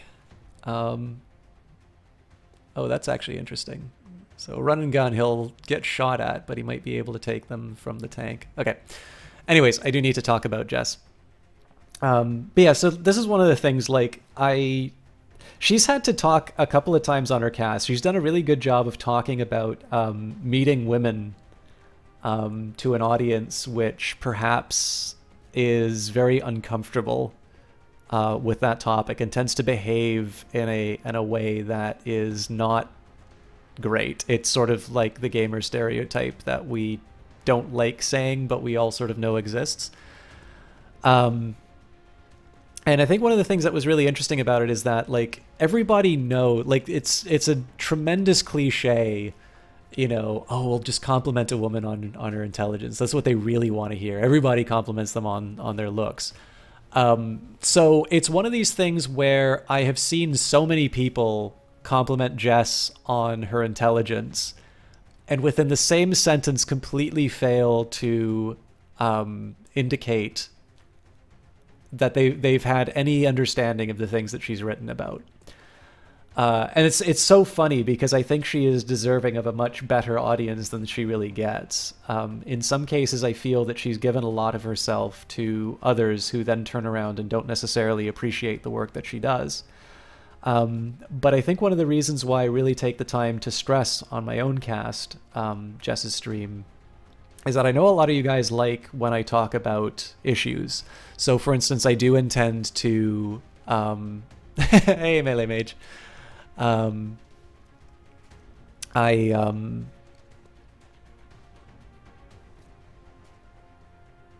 don't know, for instance, I intend to come back to the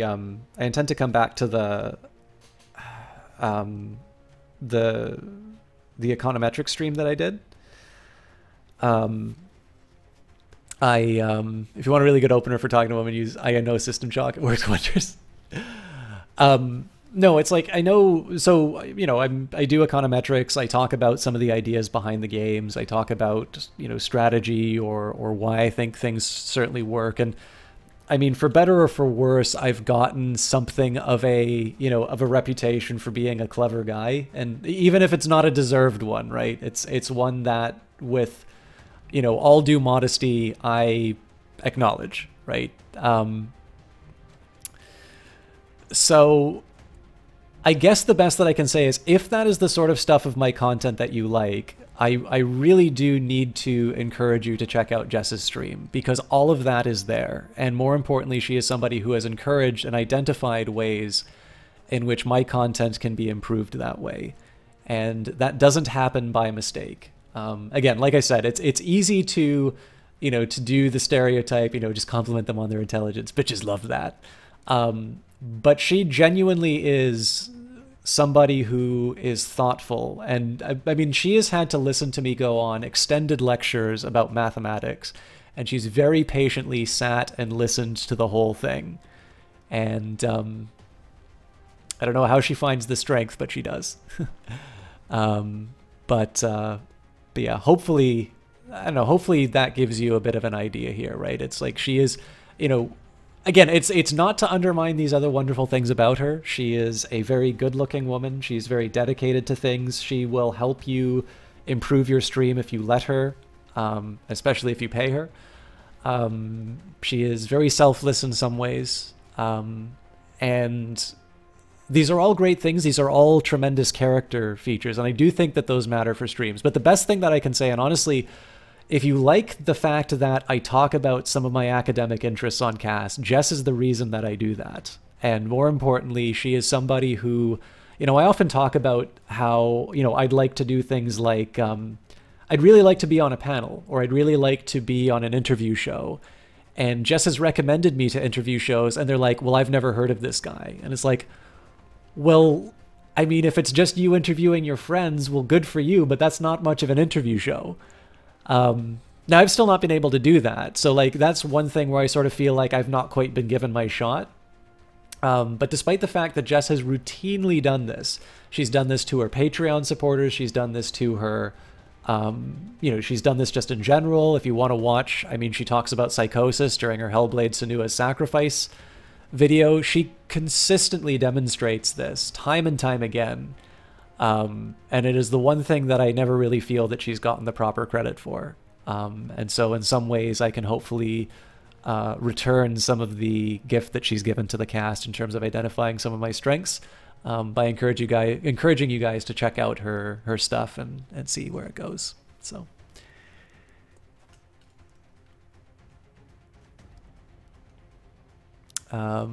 anyways, I'm going to take a round and then we're going to talk about Eyes of Sin and then MC and anybody else who feels like, oh, and Melee Mage. Getting it done. I'm going to try and be equitable. See, this is something I don't get. I'm under fire.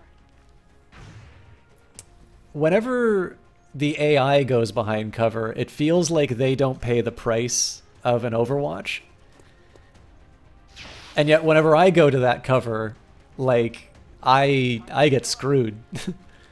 Okay, so I only have one target here with my sniper, which is not great. It's actually just a coin toss, but I might as well take the shot, right?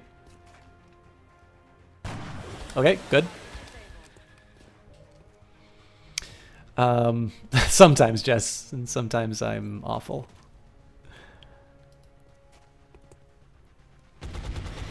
Ah!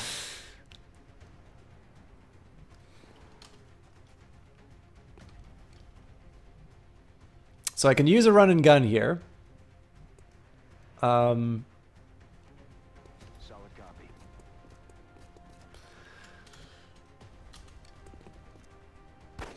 Again, same reasoning for the pistol there. It saves me a shotgun shot later on. Okay, so that was a fairly good round of that. But I am completely unprepared for... This is only the beginning. It's only a matter of... I'm completely unprepared for this area. That's going to be a problem. So we're going to take this guy and we're going to hide him away.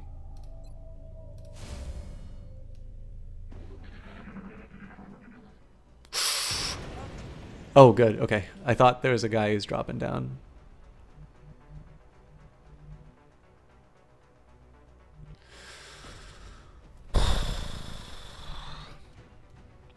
Okay.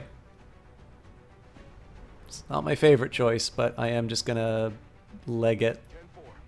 I need some vision. Okay,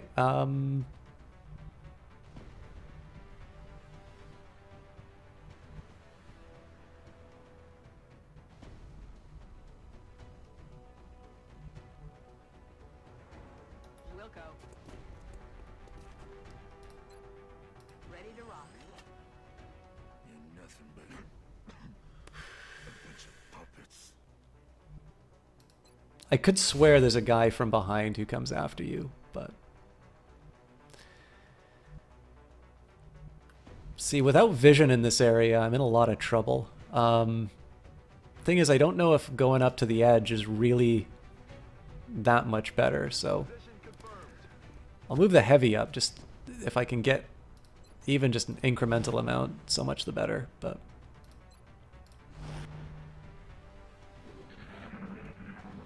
Yeah, so I think they're just going to be sitting there waiting for me to slip up. Again, I'm sorry to do this, but I am really struggling with this. I'm really struggling with this mission, so we'll do a run and gun to get some eyes up there. On the move. I'm pretty sure there's going to be an Overwatch, but that can't be helped. What?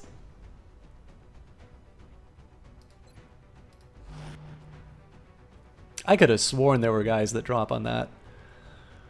Okay. So I know there's going to be guys that show up there. So I suppose the next step is to prepare for that. Time to motor.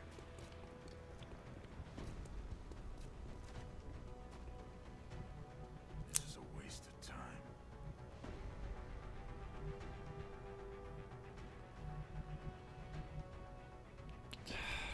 I'm almost certain there's going to be something that comes from behind. I still feel like I need to keep the sniper in position. Is there anything I can do with my heavy? Not a great spot for him, but he's going to be in a really good place to reply if some guys jump on the roof, so...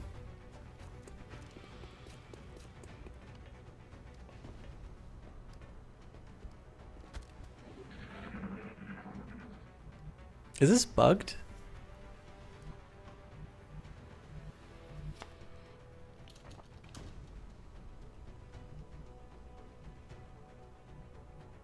I'm rolling.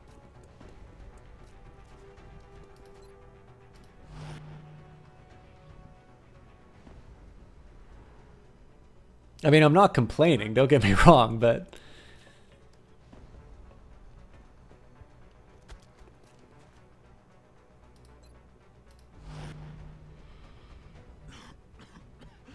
What are you trying to prove? Not a lot of great places for this guy. So... I'm hoping this will be sufficient for one turn.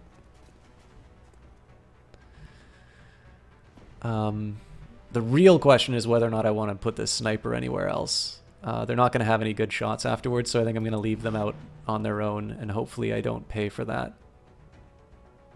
I'm on it, Commander. So the problem here is that this is not preparing for anything that drops sort of in the evacuation zone. Heads up out there. We've got hostiles on the move.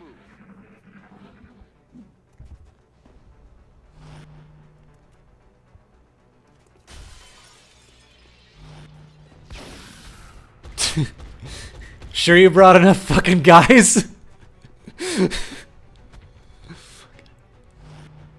Alright, that's gonna be a problem for my VIP. And it turns out that the sniper was a complete waste of time. Alright, well.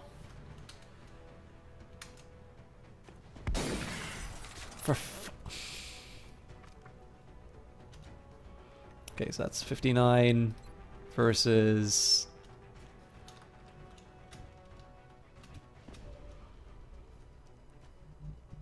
Oh, he doesn't have a pistol. Well...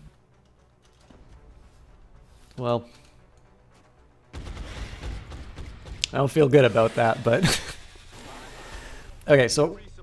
This is going to be really tricky. I'm going to move... Okay, so in that case, for some reason, I didn't get a... No, no, no, no, no, no, no, no. You are not using your pistol, milady.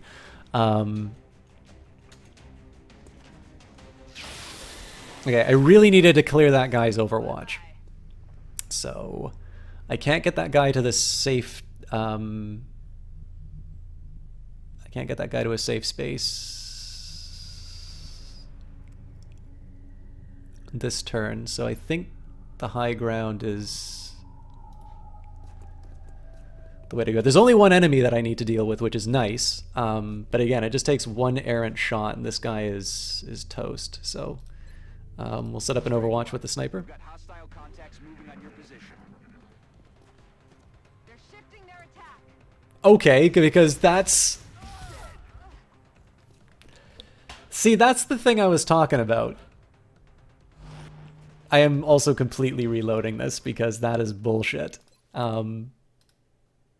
Sometimes it seems like you can Orders confirmed. Moving out. it seems like you can get an Overwatch shot when they move behind cover, and other times it seems like you don't. I've never been able to figure out the difference. But I did find out I get a lot more leeway on this than I thought I did, so... Okay, anyways, I'm gonna say Sin's compliment about Jess, because I think it talks about traits that I don't have, like the ability to stay on topic.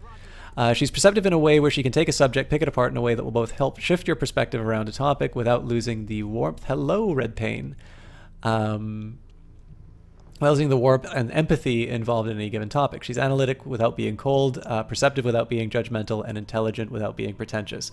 I am all of those things, but with the negatives that Sin mentioned as well. And you think that I am being like, you know, Location confirmed. I don't know, I'm trying to keep it real, or I'm self-deprecating humor. No. I genuinely am all of those horrible things. So, anyways, it is worth mentioning, Eyes of Sin is somebody who has come into,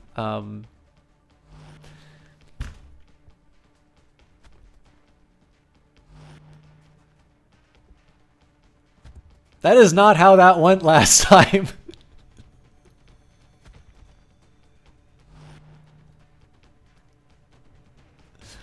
Eyes of Sin has recently kind of come into sort of my circle of people I know. She's absolutely charming. She's somebody who was modding when I was doing a I was helping Jess out with a charity event. Oof. I'm gonna try saving this, but I don't think we're gonna be able to salvage this. I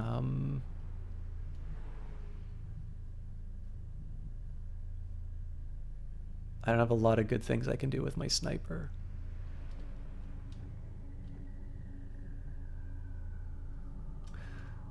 Well, What are you trying to prove? Double time.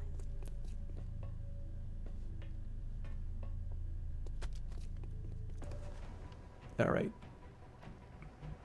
So now the question is, am I able to get eyes on this guy? Yes, but probably at the cost of losing them to a counterattack, so. Yeah. Damn it. I think the survivor... Nice little corner here. Strike one. We've got Just base game, Red Pain. moving on your position. They're alive! That's all that matters!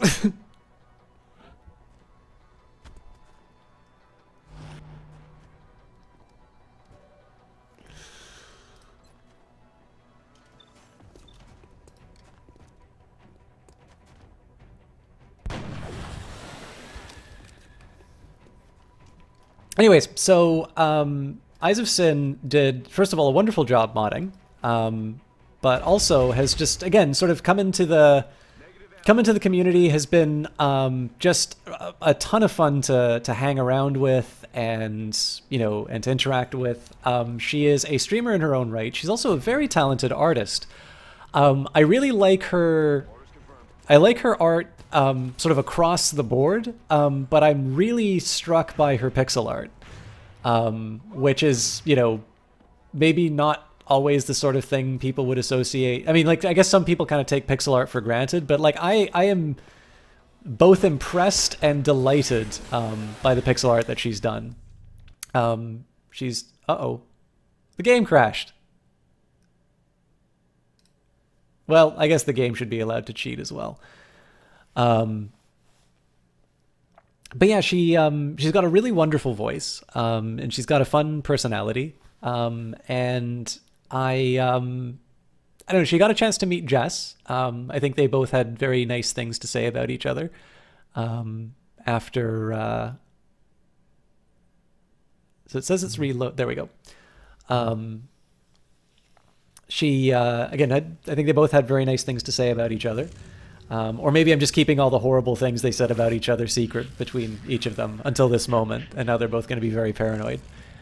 But I don't know. It's another one of these cases where when you see Jess, she's obviously a very attractive woman. And then she opens her mouth and you realize how smart she is. And you are, you know, you're really left kind of, you're at a loss. It's like, I don't know how you know, how to respond to this. She's too much.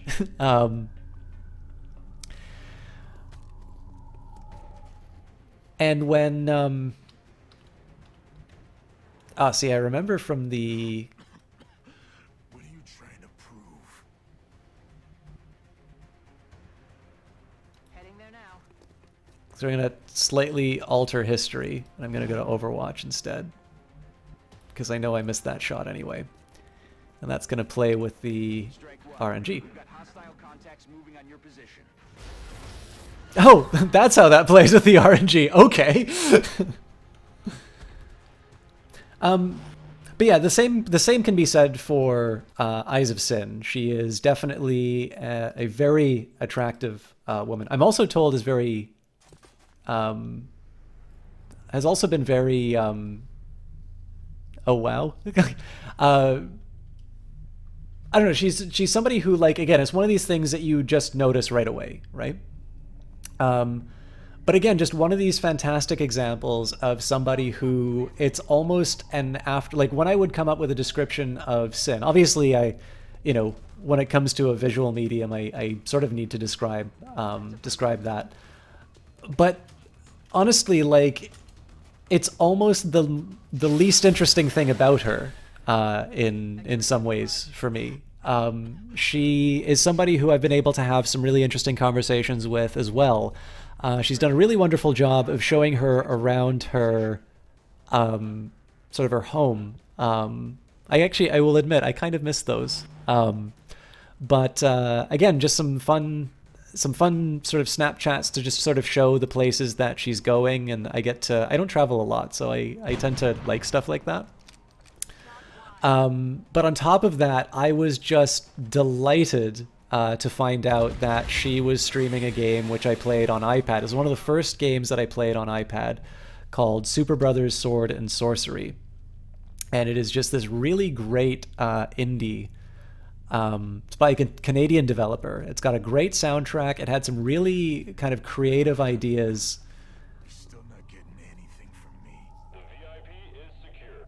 Excellent work, Strike One. Wipe out any remaining aliens and come on home. Objective received. It had some really creative ideas about how to, I don't know, how to make the game sort of work, how to make I don't know, how to make the what's the best way for me to put this? Like they took the features of the tablet and they wound up making this really original game off of it. I think my heavy might die. Oh, I got lucky.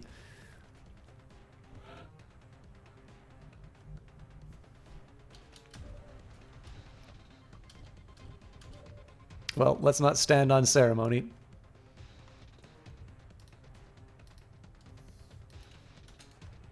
Rockets away. Excellent work, Commander. Our friend here might be uncooperative at the moment, but I have a feeling a talk with Dr. Vahlen will change his tune. But yeah, Eyes of Sin is a really unique streamer, and she's somebody who I'm very happy. In fact, actually, Jess can tell you, there's a lot of times where I meet people on Twitch, and I'm usually very unhappy as a result of it. I tend to find them... I don't know, there's something about a culture of Twitch where I feel like every conversation that I have with people is just them evaluating a way to get something out of me. And I've never felt that way with Sin. She's one of these people that I'm just genuinely happy that I did that charity event with Jess, because it's been a lot of fun to have her in casts. Yeah. So again, maybe not a great example for some of the content that she's running. She was going to do Sunless Sea, but I don't think it agreed with her computer. But she's definitely somebody who I think is well worth your attention. MC11 is a viewer on Twitch. He views this channel. That is all.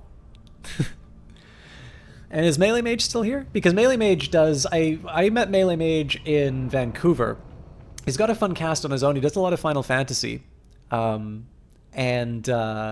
he, I don't know. I hate the fact that we don't have a good kind of casting schedule. By the way, I will explain my decision inside of here, but he is somebody who I think he's one I sometimes still see like 0 viewers on there, and he is a really nice guy. He's somebody I enjoy. He's actually also responsible for all the Blender noises that I make. So he is another person who I recommend that you check out, because again, it's one thing. There have been 2 people who I've met in person. Well, as it happens, there are 3 people who I've met in person first, and then started watching their cast. The Melee Mage and Alex the Rambler are 2 people who I've met and have just found that they are, are really outstanding people on top of being a lot of fun to watch. So I'm not going to tell you who the third person. Actually, so here's a question. Who wants to know the third person? Who wants to hear the drama? Because again, this is my remedial stream. I have no expectations about being good. So you guys really want to hear me bitch about somebody on Twitch, you get to... Better, I can just leave it alone and I can talk about the game. But anyways, so Sergeant. Oh, Isaacson, I think you know who this person is, and you're gonna think less of me if I say this.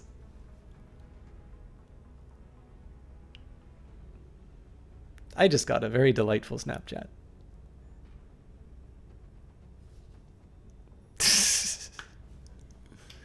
Mingo is an idiot who showed up one day when his power was out because of a hurricane.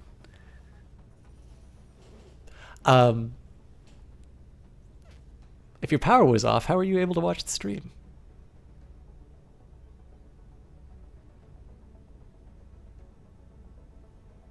Okay, actually, we'll make this a guessing game.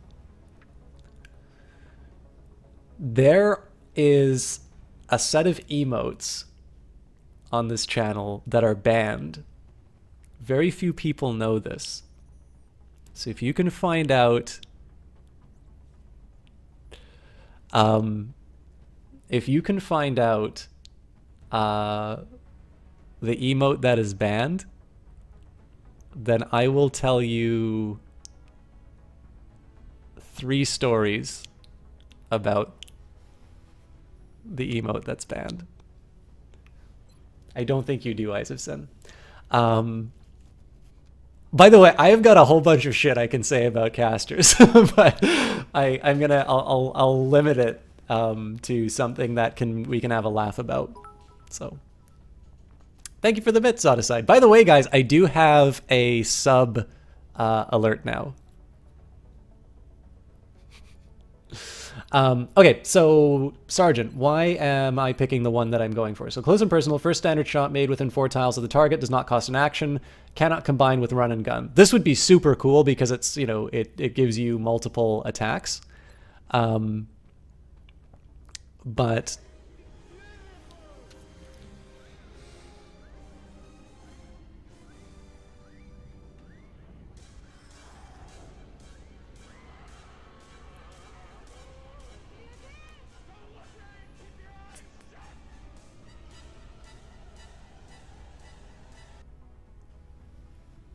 thank you for the sub, Jess. Let me know if you want me to change that, but...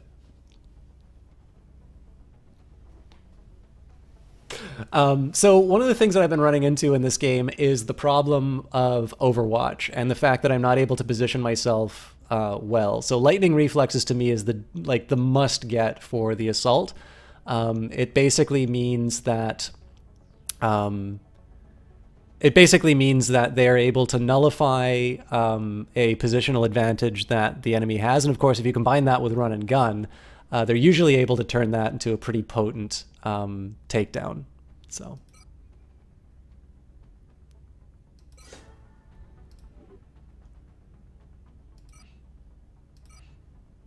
Your squad's arrival was perfectly timed. The survivor should be able to aid us in identifying the missing truck and help us locate it for a follow-up operation.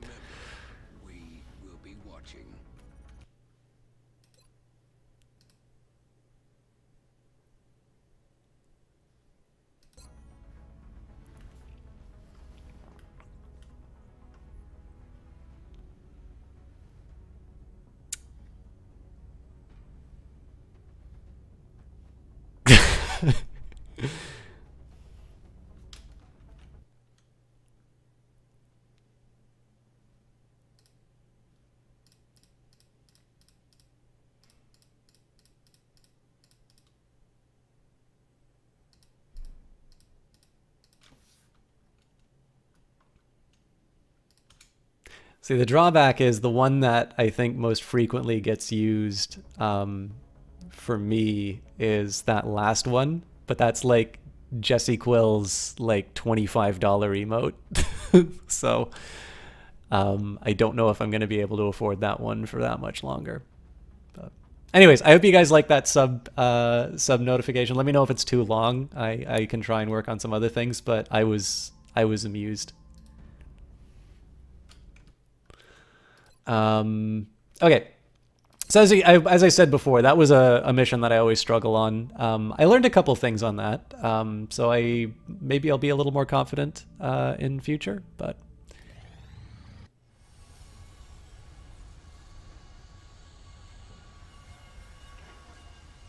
see, this is the drawback for me, is that I have requested, I have actually requested emotes. But one of the drawbacks to me is that I sort of want people to be able to use them a lot so that people will kind of consider subbing to get like a good emote that I have. But on the flip side, I don't have the generator.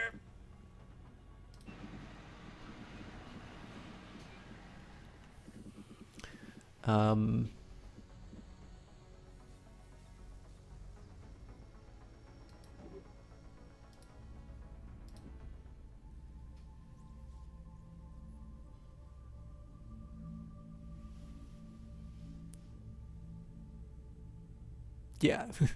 Do you have a blend? Oh my god, that's a really good idea, Melee Mage.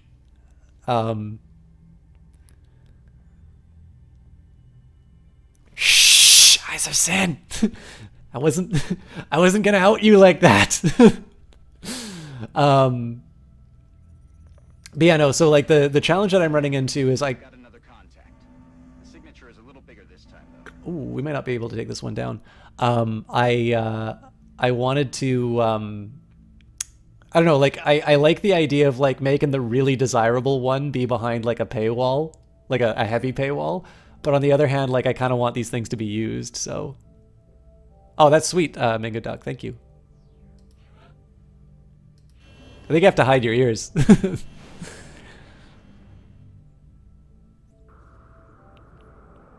Engaging bogey.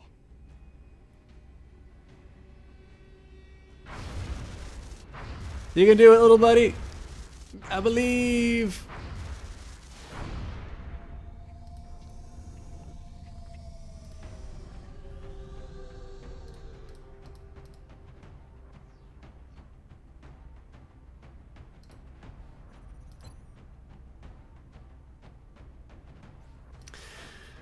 Okay.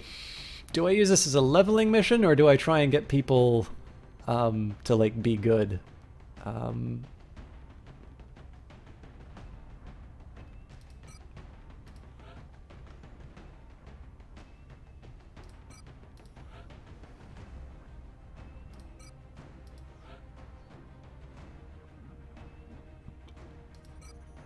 Elizabeth, huge.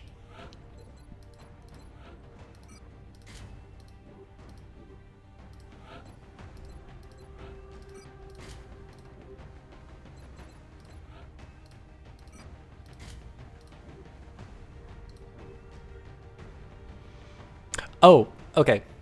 Oh, you watch somebody you mod for Play Observer and you made Bloody Spiders joke, forgetting that they don't have much crossover. Oh yeah, so do you guys want to know what, so it looks like nobody could figure out who the caster in the doghouse is, which is probably good, because I'm sure word will get around that I'm a jerk. But does anybody... Oh, thank you so much, Isaacson. You're a peach.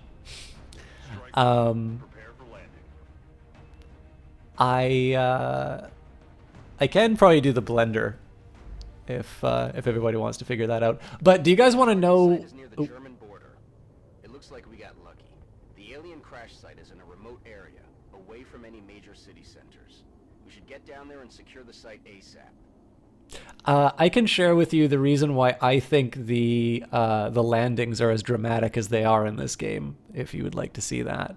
Okay, XCOM interceptors have splashed a UFO. Intel indicates some surviving crew. Meld energy signature readings are positive. Exercise caution when engaging the enemy. The craft may contain usable salvage. So, locate the crash UFO, sweep the area for surviving crew, neutralize them, locate and secure meld canisters, avoid additional damage to the craft if possible. Some components may be recoverable.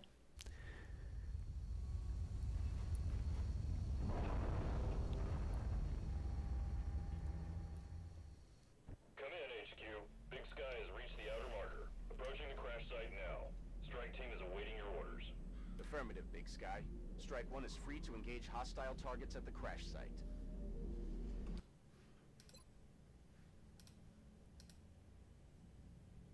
I think I'm going to take a second here and show you. So I'm going to show you guys something from the original XCOM game by Julian Gollop.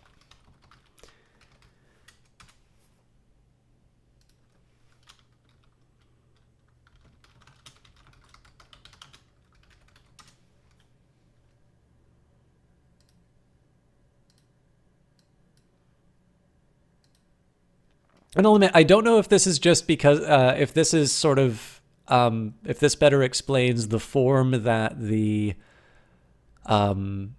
intro took, but I kind of, for me, I kind of like to think,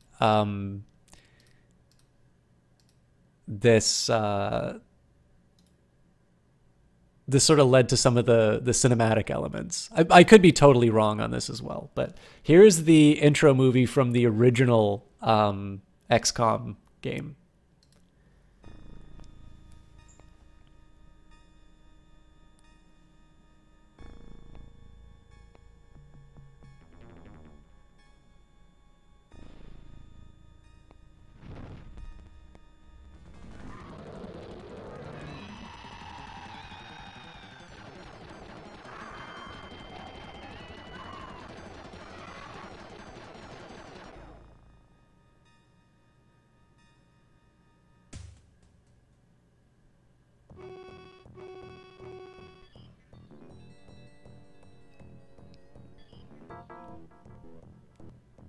Warning. Warning. UFO detected.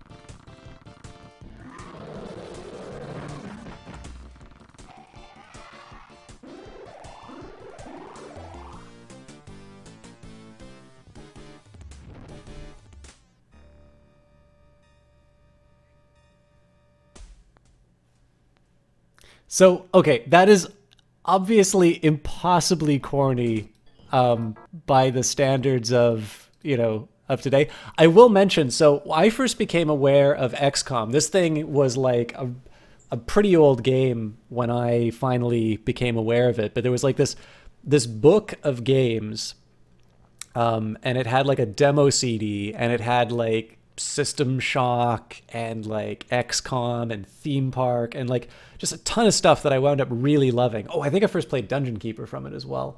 It was amazing. Like it was stuff that I think used to be distributed on floppies, and then like they just made this compilation CD and like a big thick book explaining all of these games. And it's how I came to get to know and really love a lot of these games. I think I also first played Gabriel Knight from that as well. So when I saw this actually genuinely scared me as a kid. I was horrified by this specific image. But I will get you to compare. So again, just acknowledging that it's a little corny, like compare it to the cinematic of the start of the missions, right?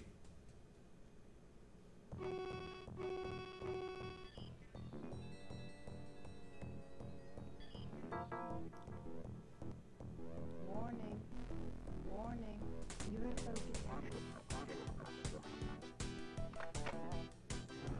you know, especially that. Like, I'm pretty sure some of the reason for the cinematics behind this is to capture the spirit, if not the, you know, the details of this opening intro. I think this is a really good intro to a game. You know, say what you will.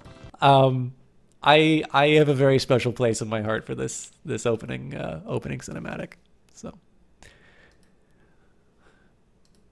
I've never played The Last of Us, but I would happily never play The Last of Us ever in my life if it meant that I would be able to see a modern game with an opening cinematic like that. All right, on with the mission. I did save, right? This will probably be the last one tonight, so. Hey, yep, how are you doing, my friend? I owed somebody else a shout out, didn't I? So I had Melee Mage, Eyes of Sin. Well, I haven't had them. I mean, if they're willing, but it hasn't happened.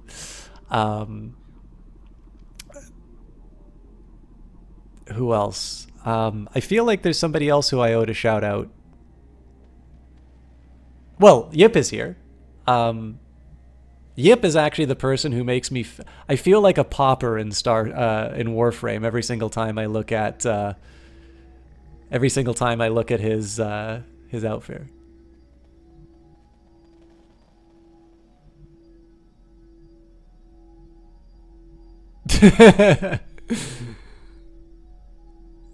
Oh yeah, I keep forgetting. Melee Mage has threatened to provide me with catastrophic liver failure if I ever set foot in Vancouver again. So.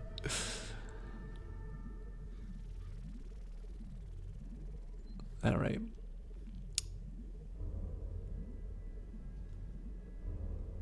I don't have any great. I don't have any really great options for where I'm going to put my squad, so. Heading there now. I think we'll get eyes on things and. On my way.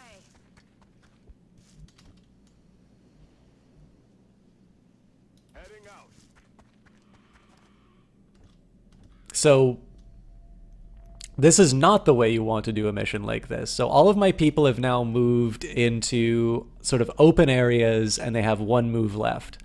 So the reason why I shouldn't dash here is if I reveal an enemy, these three people have to get into cover or they can fire, and then that leaves them open to a counterattack. So.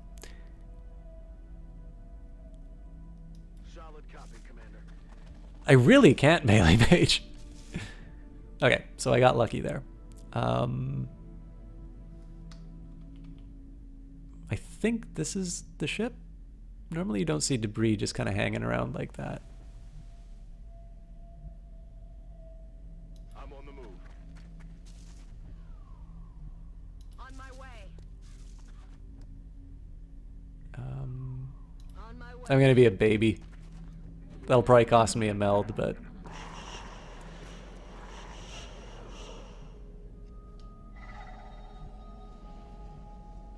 Moving. Okay. Aye, aye.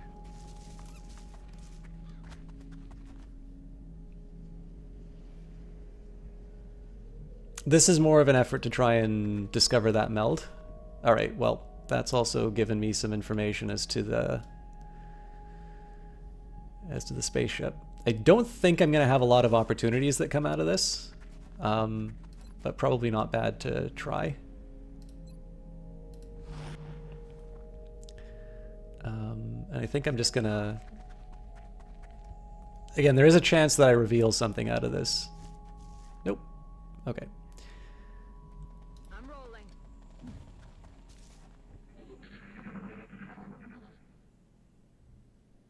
Ooh. What's making that noise? This is going to be a bit of a pickle. So apparently there's a meld canister here somewhere waiting for me to pick it up, but damned if I know where. Moving. Visual on the good. Ooh, that's going to be...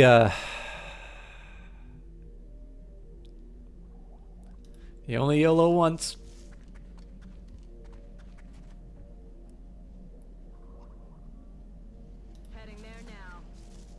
Hello, Blaster One.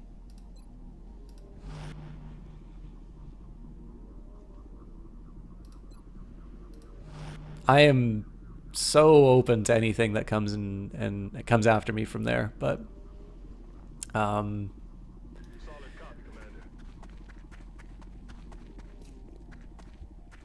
at this point I've committed to a stupid decision, so I'm going to make the most of it. The other thing that I can try, of course, is if I can get inside the ship.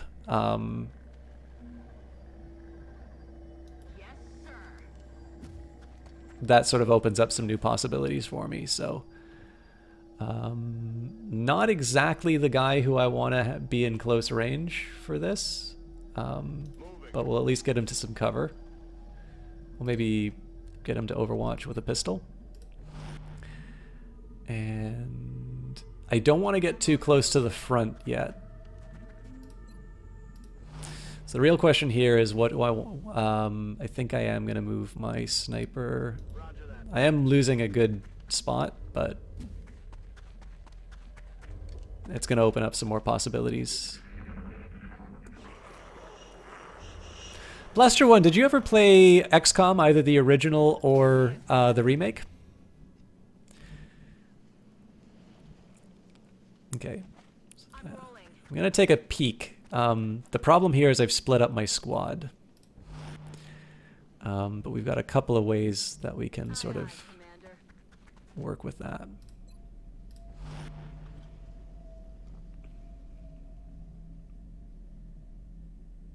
I'm on it, Commander. Okay, so what are we looking at here? It doesn't seem like there's a direct path. Okay, so basically I'm going to move my support in when I have my own guys who are up here. There are also some things outside of the ship that are going to cause me a world of hurt. You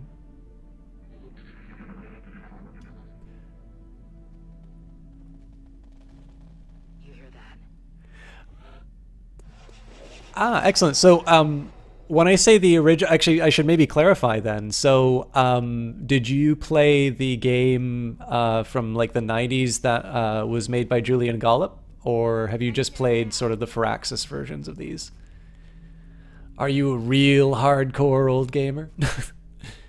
Aye, aye, Commander. Oh, I could have made that. Oh well.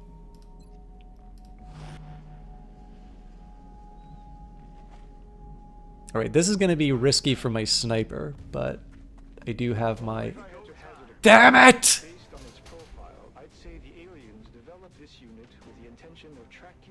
Isolating single targets. It appears to have a sophisticated evasion system as well. Perhaps we should try to avoid those tentacles.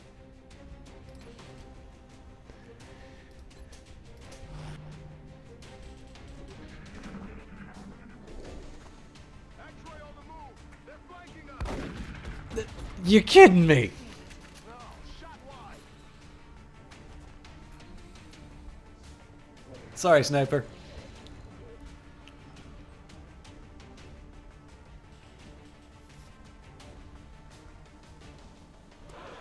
But yeah, so, and more importantly, what did you think of them?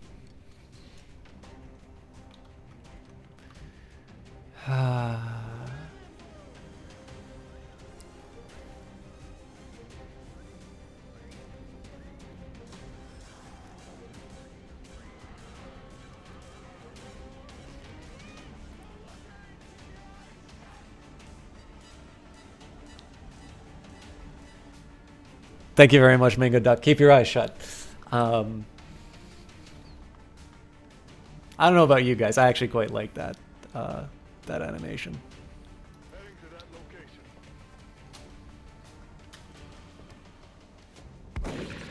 X-ray neutralized. Yeah. So did you play the 90s version, or have you just played the Firaxis one, like the one I'm playing right now? Thank you very much, Mingo Duck. I appreciate that a lot. I realize, I mean, it is worth mentioning, like, I really don't have much of a value proposition as a streamer. I just really don't. I just don't have any of the things that people normally associate with like a, you know, a good cast. So it does mean a lot that that has not stopped you guys from supporting with your, you know, with your participation in chat, with your PayPal donations, with your bits, with your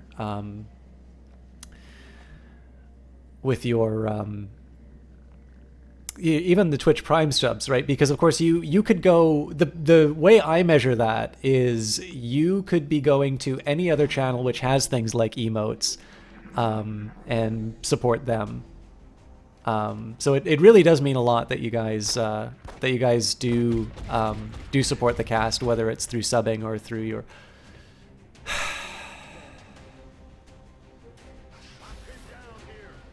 Oh wow, I didn't know they shot at you.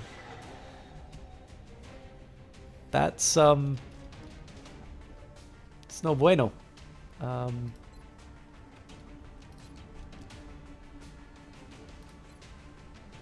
45 to hit.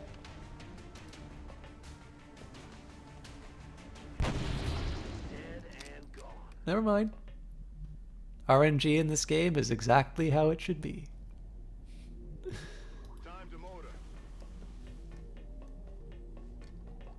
I believe it was called XCOM Enemy Unknown, or possibly no, Enemy. One was called Enemy Unknown. UFO Defense was the other title that it had. And then there were 2 other sequels. Guten Tag!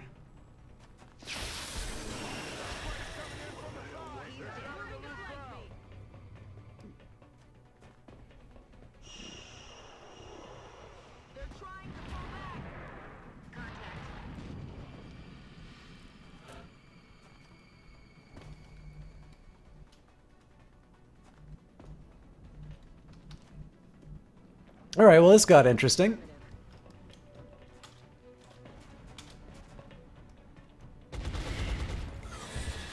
Executed with impunity.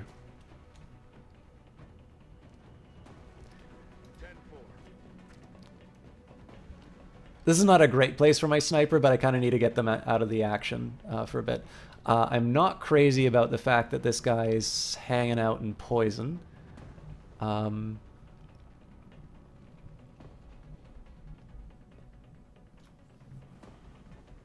Hey, Custom Games! You subscribe to people who make content you enjoy. I think the rest of your subs will agree. It doesn't matter if you have things that people normally see as streamer material or not. Enjoyable to tune into. Well, thank you, Isaacson. As you know, I was not feeling great after the last XCOM stream, so as somebody who had to endure me at my worst, if you can't handle me at my worst, you don't deserve me at my best. No, I mean, as somebody who had to endure that terrible cast, that does really mean a lot. Okay, it's a coin flip. Let's do it. You're fired. Oh, what was the blender noise? Right. Well, some of this you may recognize from Observer. But the blender noise went a little something along the lines of...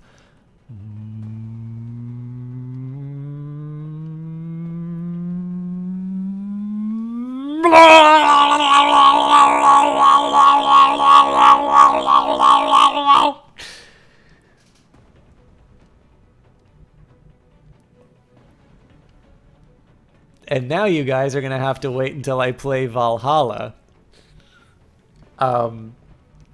To know what the hell that was. Yeah, that seems about right, Blaster One. I think they did make a Windows compatible version.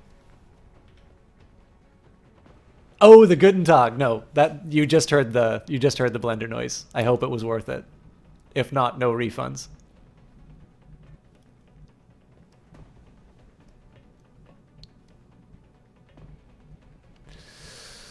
I don't know what to do with a shotgun guy.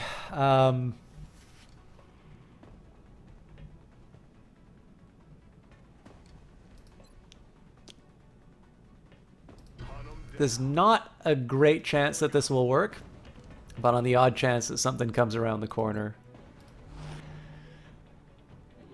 There's two guys there, so if I get close, that guy's gonna die.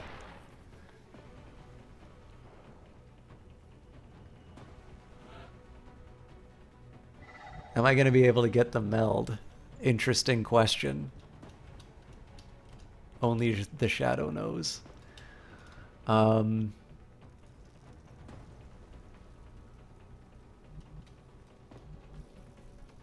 There's almost certainly going to be like an overseer waiting in there, so... man, this guy can't move at all. I'm rolling.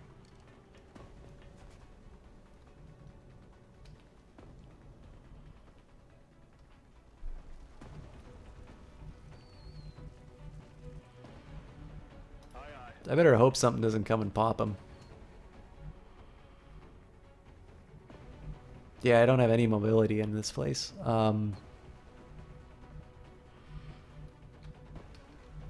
I'm pretty sure the attack is going to come from behind. That's affirmative. I should probably consider smoke, but there's not a lot of great places for the heavy, so...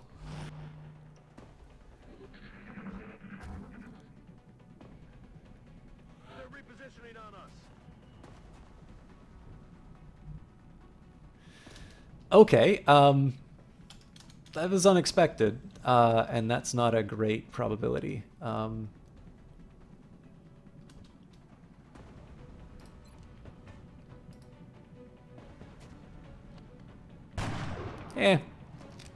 You have Laser Squad. Oh. I've never played Laser Squad, but it seems like something I'd really enjoy. Heading to that location. 53%? Oh, I should have saved ahead of time. What the? I am in deep doo-doo. No longer a threat.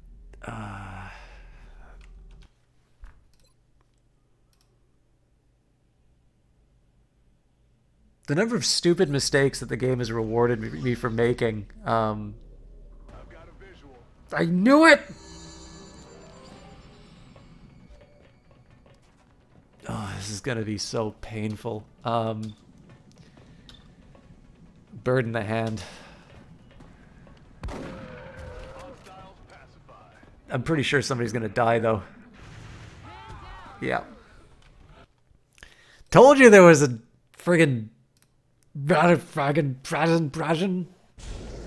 hanging out there. That'd be really good, Blaster. And I mean, obviously, I've seen you stream other things. Oh, this is an opportunity.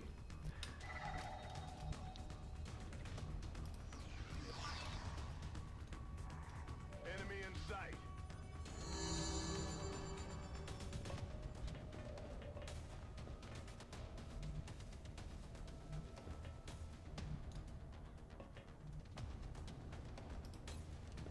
Oh, you know what? I don't even need to run and gun it. That's affirmative. How many turns?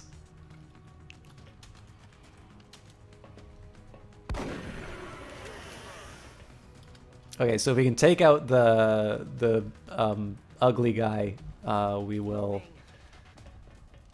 probably finish this mission. It's not a bad shot. Everything by the numbers. Okay, that was better than I thought it would be. I obviously needed to cheat a little bit, but...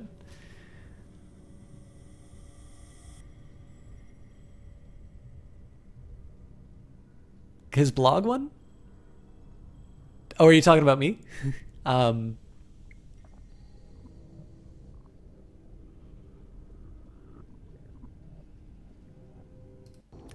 Believe me, Custom Games, I have tried. I have tried repeatedly. I shouldn't say this because Jess's dad is in the channel and he's 10 feet tall and he knows how to kill people.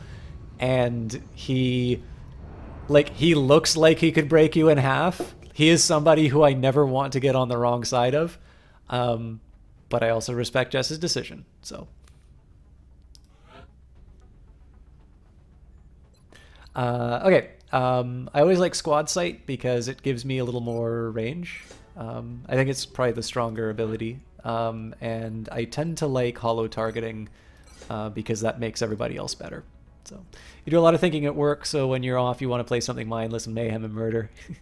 Yeah, I mean, I get to watch you, like, obviously I get to see you play the games that you play, but like I don't get to see you commentate them, and I think there is some value in hearing people talk. Oh, you know what, I only needed 2 saves for that. That actually wasn't as bad as I thought.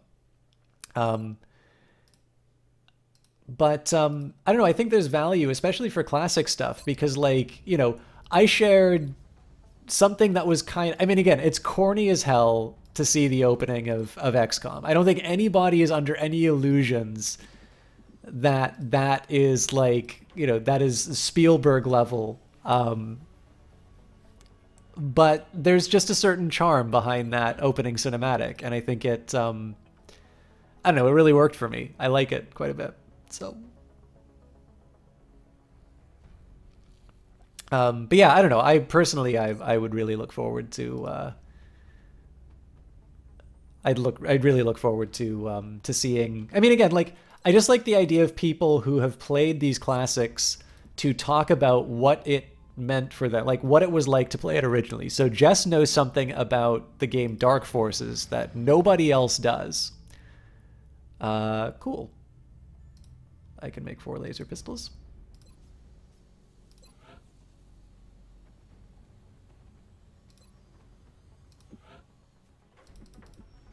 What's that going to cost me? 28. Oh my god. Giving it away.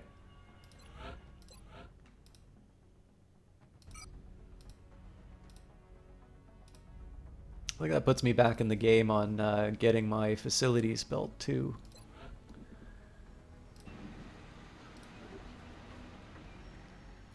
But yeah, I mean, there's, and I think everybody has something like that. Like, and I mean, for some people it just doesn't, you know, maybe it doesn't make sense to, you know, in some senses I could probably build 4 of these for my squad members, but I'm going to hold off just on the chance that I'm able to get another satellite uplink up.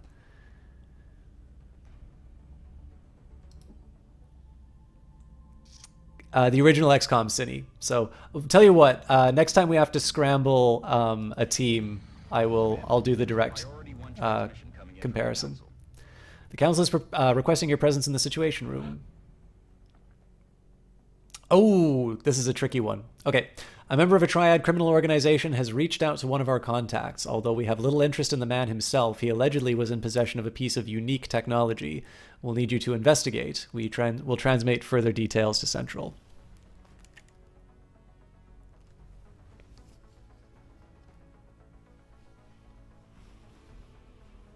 I don't know, like, custom games, like, this is the important thing, right? So there's one other person I know. I'm not going to mention their name because I don't know how much they want to be known, but there's somebody I've had many conversations, and they actually have to listen to me a lot more than I've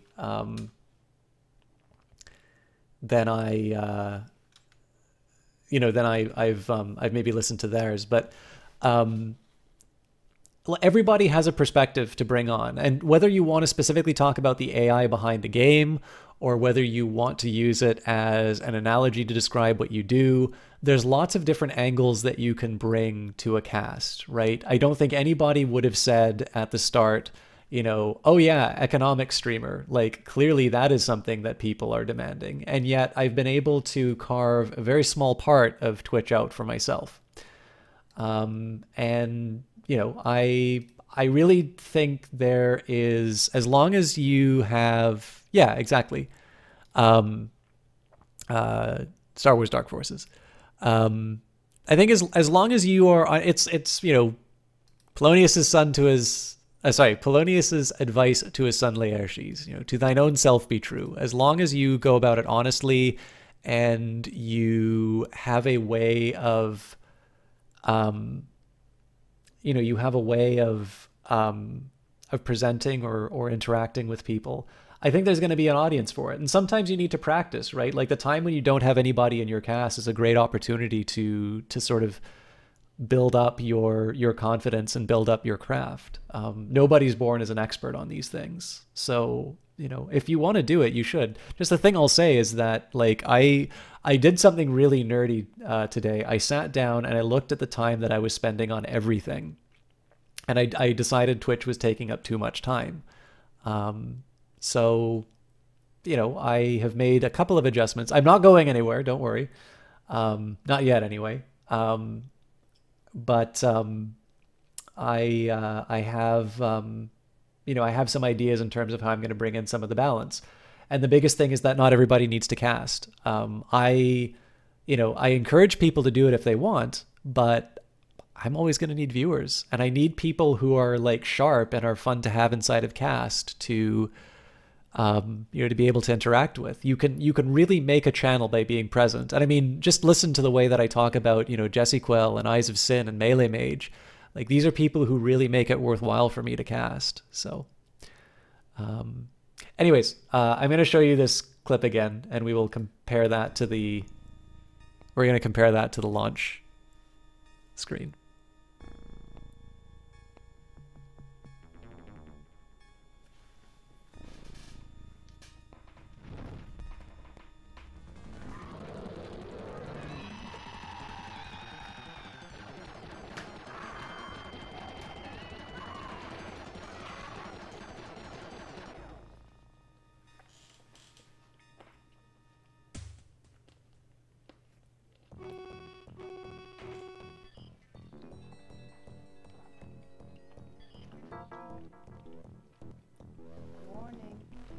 Warning.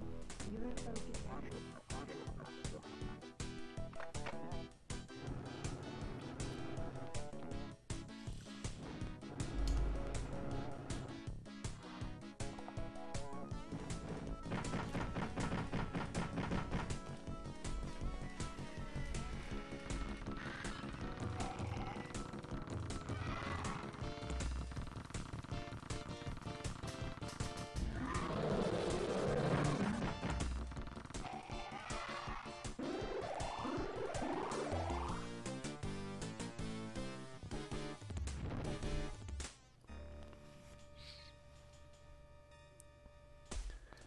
The other comparison I'll make, not quite what I wanted to do there.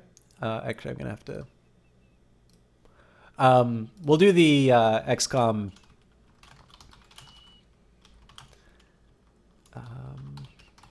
So I think probably the most direct reference is this opening cinematic. I think beat for beat, this is a recreation of that original one. And I'm actually going to turn the volume up a little bit because this is such a badass way to start a game.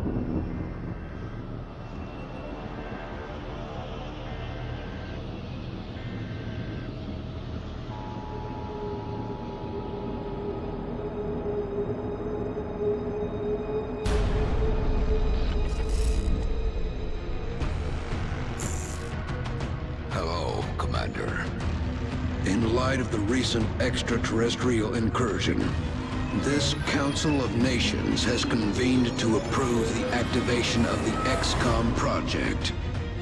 You have been chosen to lead this initiative, to oversee our first and last line of defense.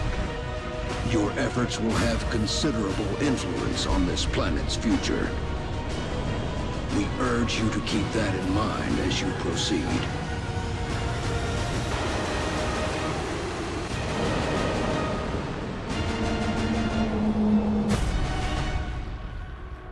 Good luck, Commander. I mean, it's the same cinematic.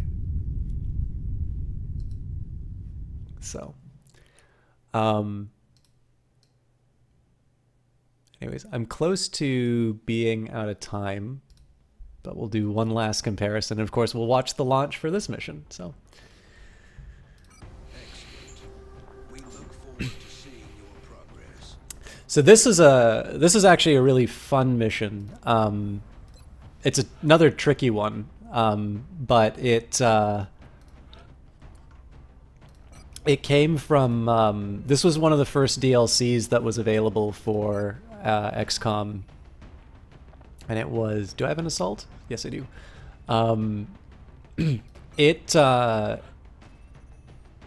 This has like it's got a pretty spectacular ending. I'm not going to tell you what that ending is, but it's tricky, but like it's got such a good payoff.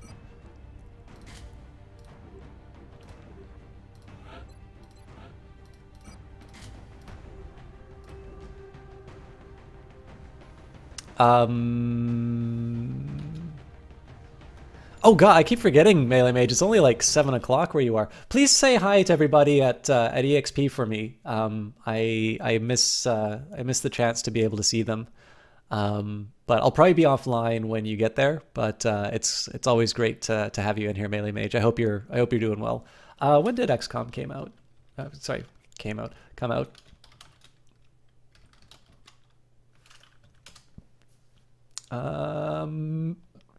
Enemy Unknown was released 2012.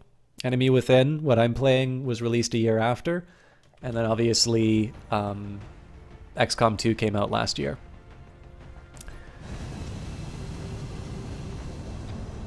But yeah, so obviously that's just this is basically the little reminder of how exciting the opening was. For those of you curious about the look, so this is the Unreal 3 engine. I think one of the reasons why it looks the way that it does, one, it might be a budget thing, but number two, this game was designed to work on tablets. You could play this on an iPad, and the iPad 2 was out at that time. So it's worth remembering that XCOM 2 does not use the Unreal 4 engine. They changed the Unreal 3 engine substantially to make the original XCOM, and so what they did was they just ripped out as much performance as they could get out of the old Unreal 3 engine rather than reinvent Unreal 4 in order to do XCOM. So I don't think the models look like this because they didn't know what they were doing. I think they knew exactly what they were doing, and they wanted to make a game that you could play on mobile. So. If the contact device is genuine, as we suspect it is, it'll be of high value. Stay sharp, the aliens may make an effort to recover it. So this will probably be the first time I run into a Muton or a Chrysalid. In both cases, it's going to be very difficult to deal with. But we'll do our best. Escort the VIP and the alien artifact to the extraction point, eliminate any resistance, and the VIP must survive.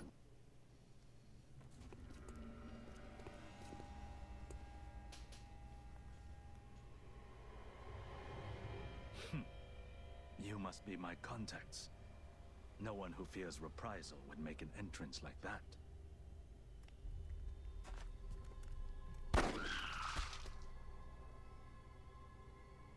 He will never aim like this again, chat.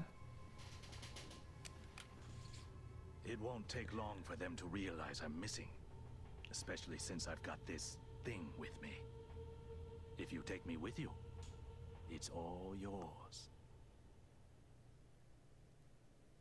That's our man. And it looks like he's got the package with him. We'll need to get him back to the extraction point in one piece. His former employers, not to mention the invaders, will be looking for him. We have a new objective. Okay, 5 minutes. So, basically, what happens on turn 1? Thin men start dropping from the sky. It sucks. So we will prepare for that.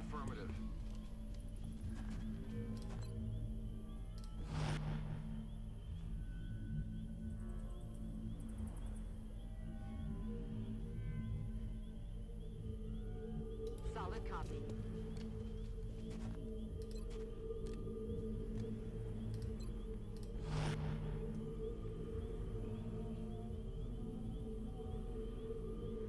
Heading there now.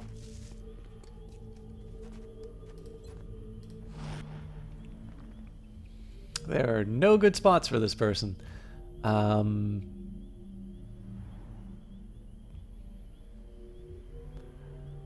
copy. I think I'm just going to put them out in the open. Oh, wait. I didn't save. Yes, I did. Okay, good. That would have been bad. I'm not sure where my boss got this thing, but he was taking offers from a variety of bidders, regardless of their intentions. Stay alert, Strike One. You've got hostile forces about to hit your position.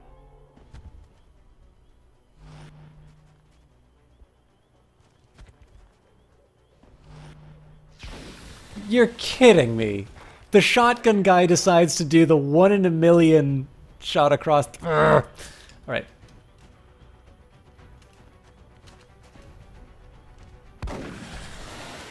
Alright, you have to head off and pick up dinner before places start to close, as much as you are loath to leave.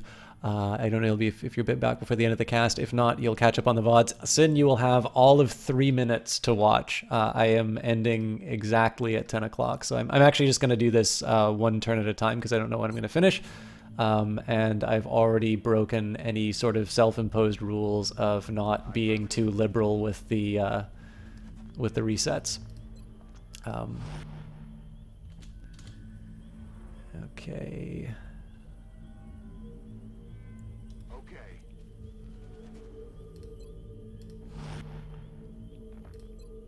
Nope, don't overwatch with a pistol, overwatch with a... Okay, sounds... delivering equipment to a predetermined drop point. Sounds good, Sin. I don't want to make you stay here, but yeah, Heavy X-ray activity in that area. Enemy forces are I'm likely quitting at to exactly location. 10. All right, this is going to be a tough one because they're on higher ground.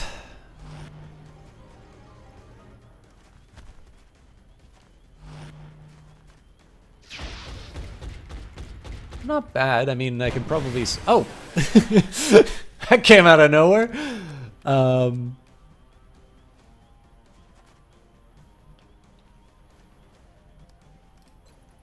to firing position. Okay, have a good one, Blastra.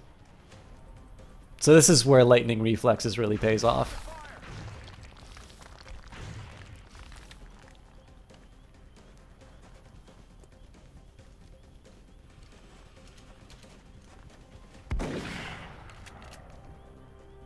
Yeah, I'm only gonna be... Oh, god damn it. What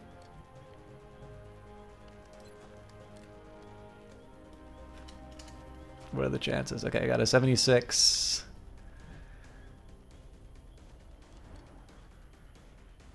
No pistol.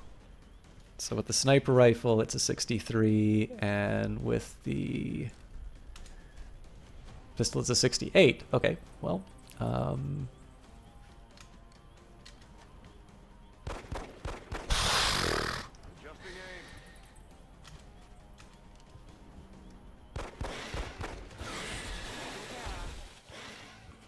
now, can I move my heavy up without going into the poison? Ooh!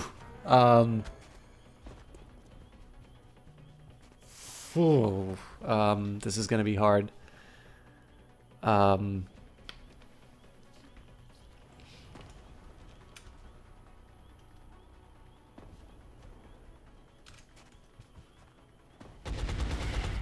Okay, I mean, we're definitely suffering damage-wise. Device. I began to fear the implications of our I'm not crazy about putting him on low ground, but I kind of need to prepare for the fact that there might be some guys who come up from behind.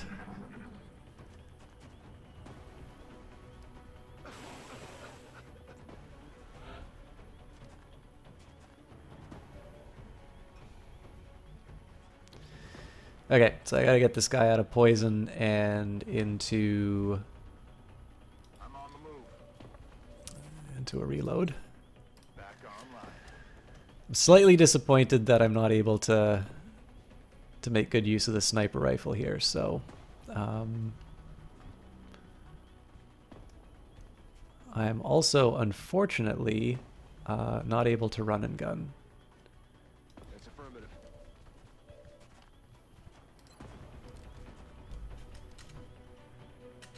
It's a 1 in a million, but oh, that feels good.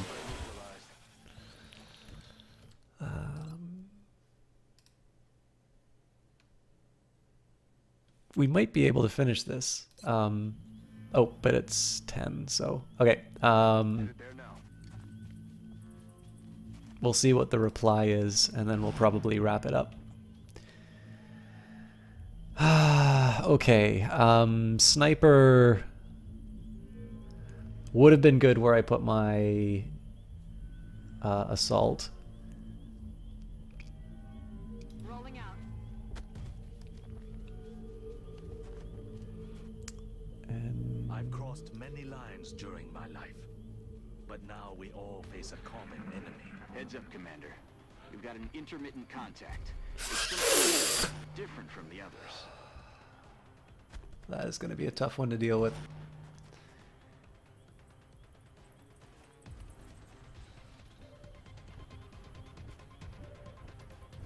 Okay, we'll do one more round.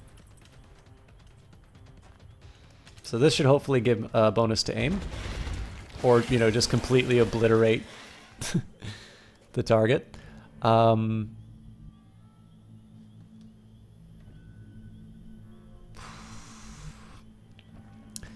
need to get my assault to move up Heading to that location. and deal with the big guy.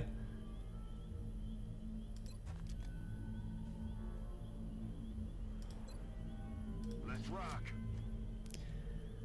Moving out. With what we've seen so far, it was only natural to assume the aliens Nonsense. would be something specialized towards frontline combat. This hulking creature appears to be that unit. I don't envy anyone who has to go up against that thing.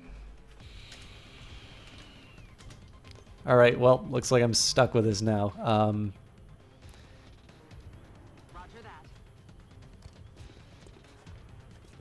Really? Alright.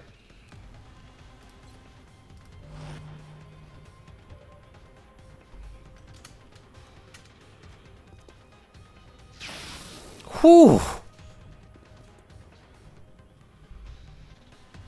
Alright, I'm sorry guys. I know I said I was going to wrap up exactly at 10. We'll take this to the end. Either I'm going to die or...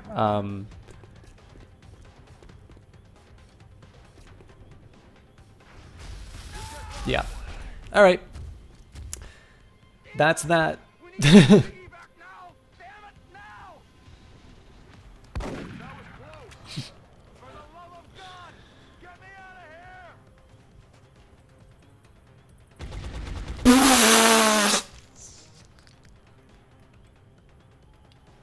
Wow. I mean, other than the fact that none of that hit, that's possibly the most unlucky response to a to a death. All right, screw this game. Thank you everybody for joining me. I hope you guys had some fun. I definitely was not feeling 100%, but I wanted to try and I really did want to try and do a cast and you know, put on a show. Apologies for being a little scatterbrained, and I think probably what's going to be happening is it's going to be XCOM and Stellaris for the foreseeable future. If you guys are interested in knowing what, or if you guys would like to have some influence in terms of what we do next, I am open to suggestions. But I would really like to finally get to the end of XCOM and like just beat the game. And even if that means saving and reloading a bunch of times, that's fine. I always like to take the opportunity to learn the game. It's why I don't feel bad about it's why I don't feel bad about reloading, because it always gives me an opportunity to get a little bit better. I guess that is it. Let's see who's online to host.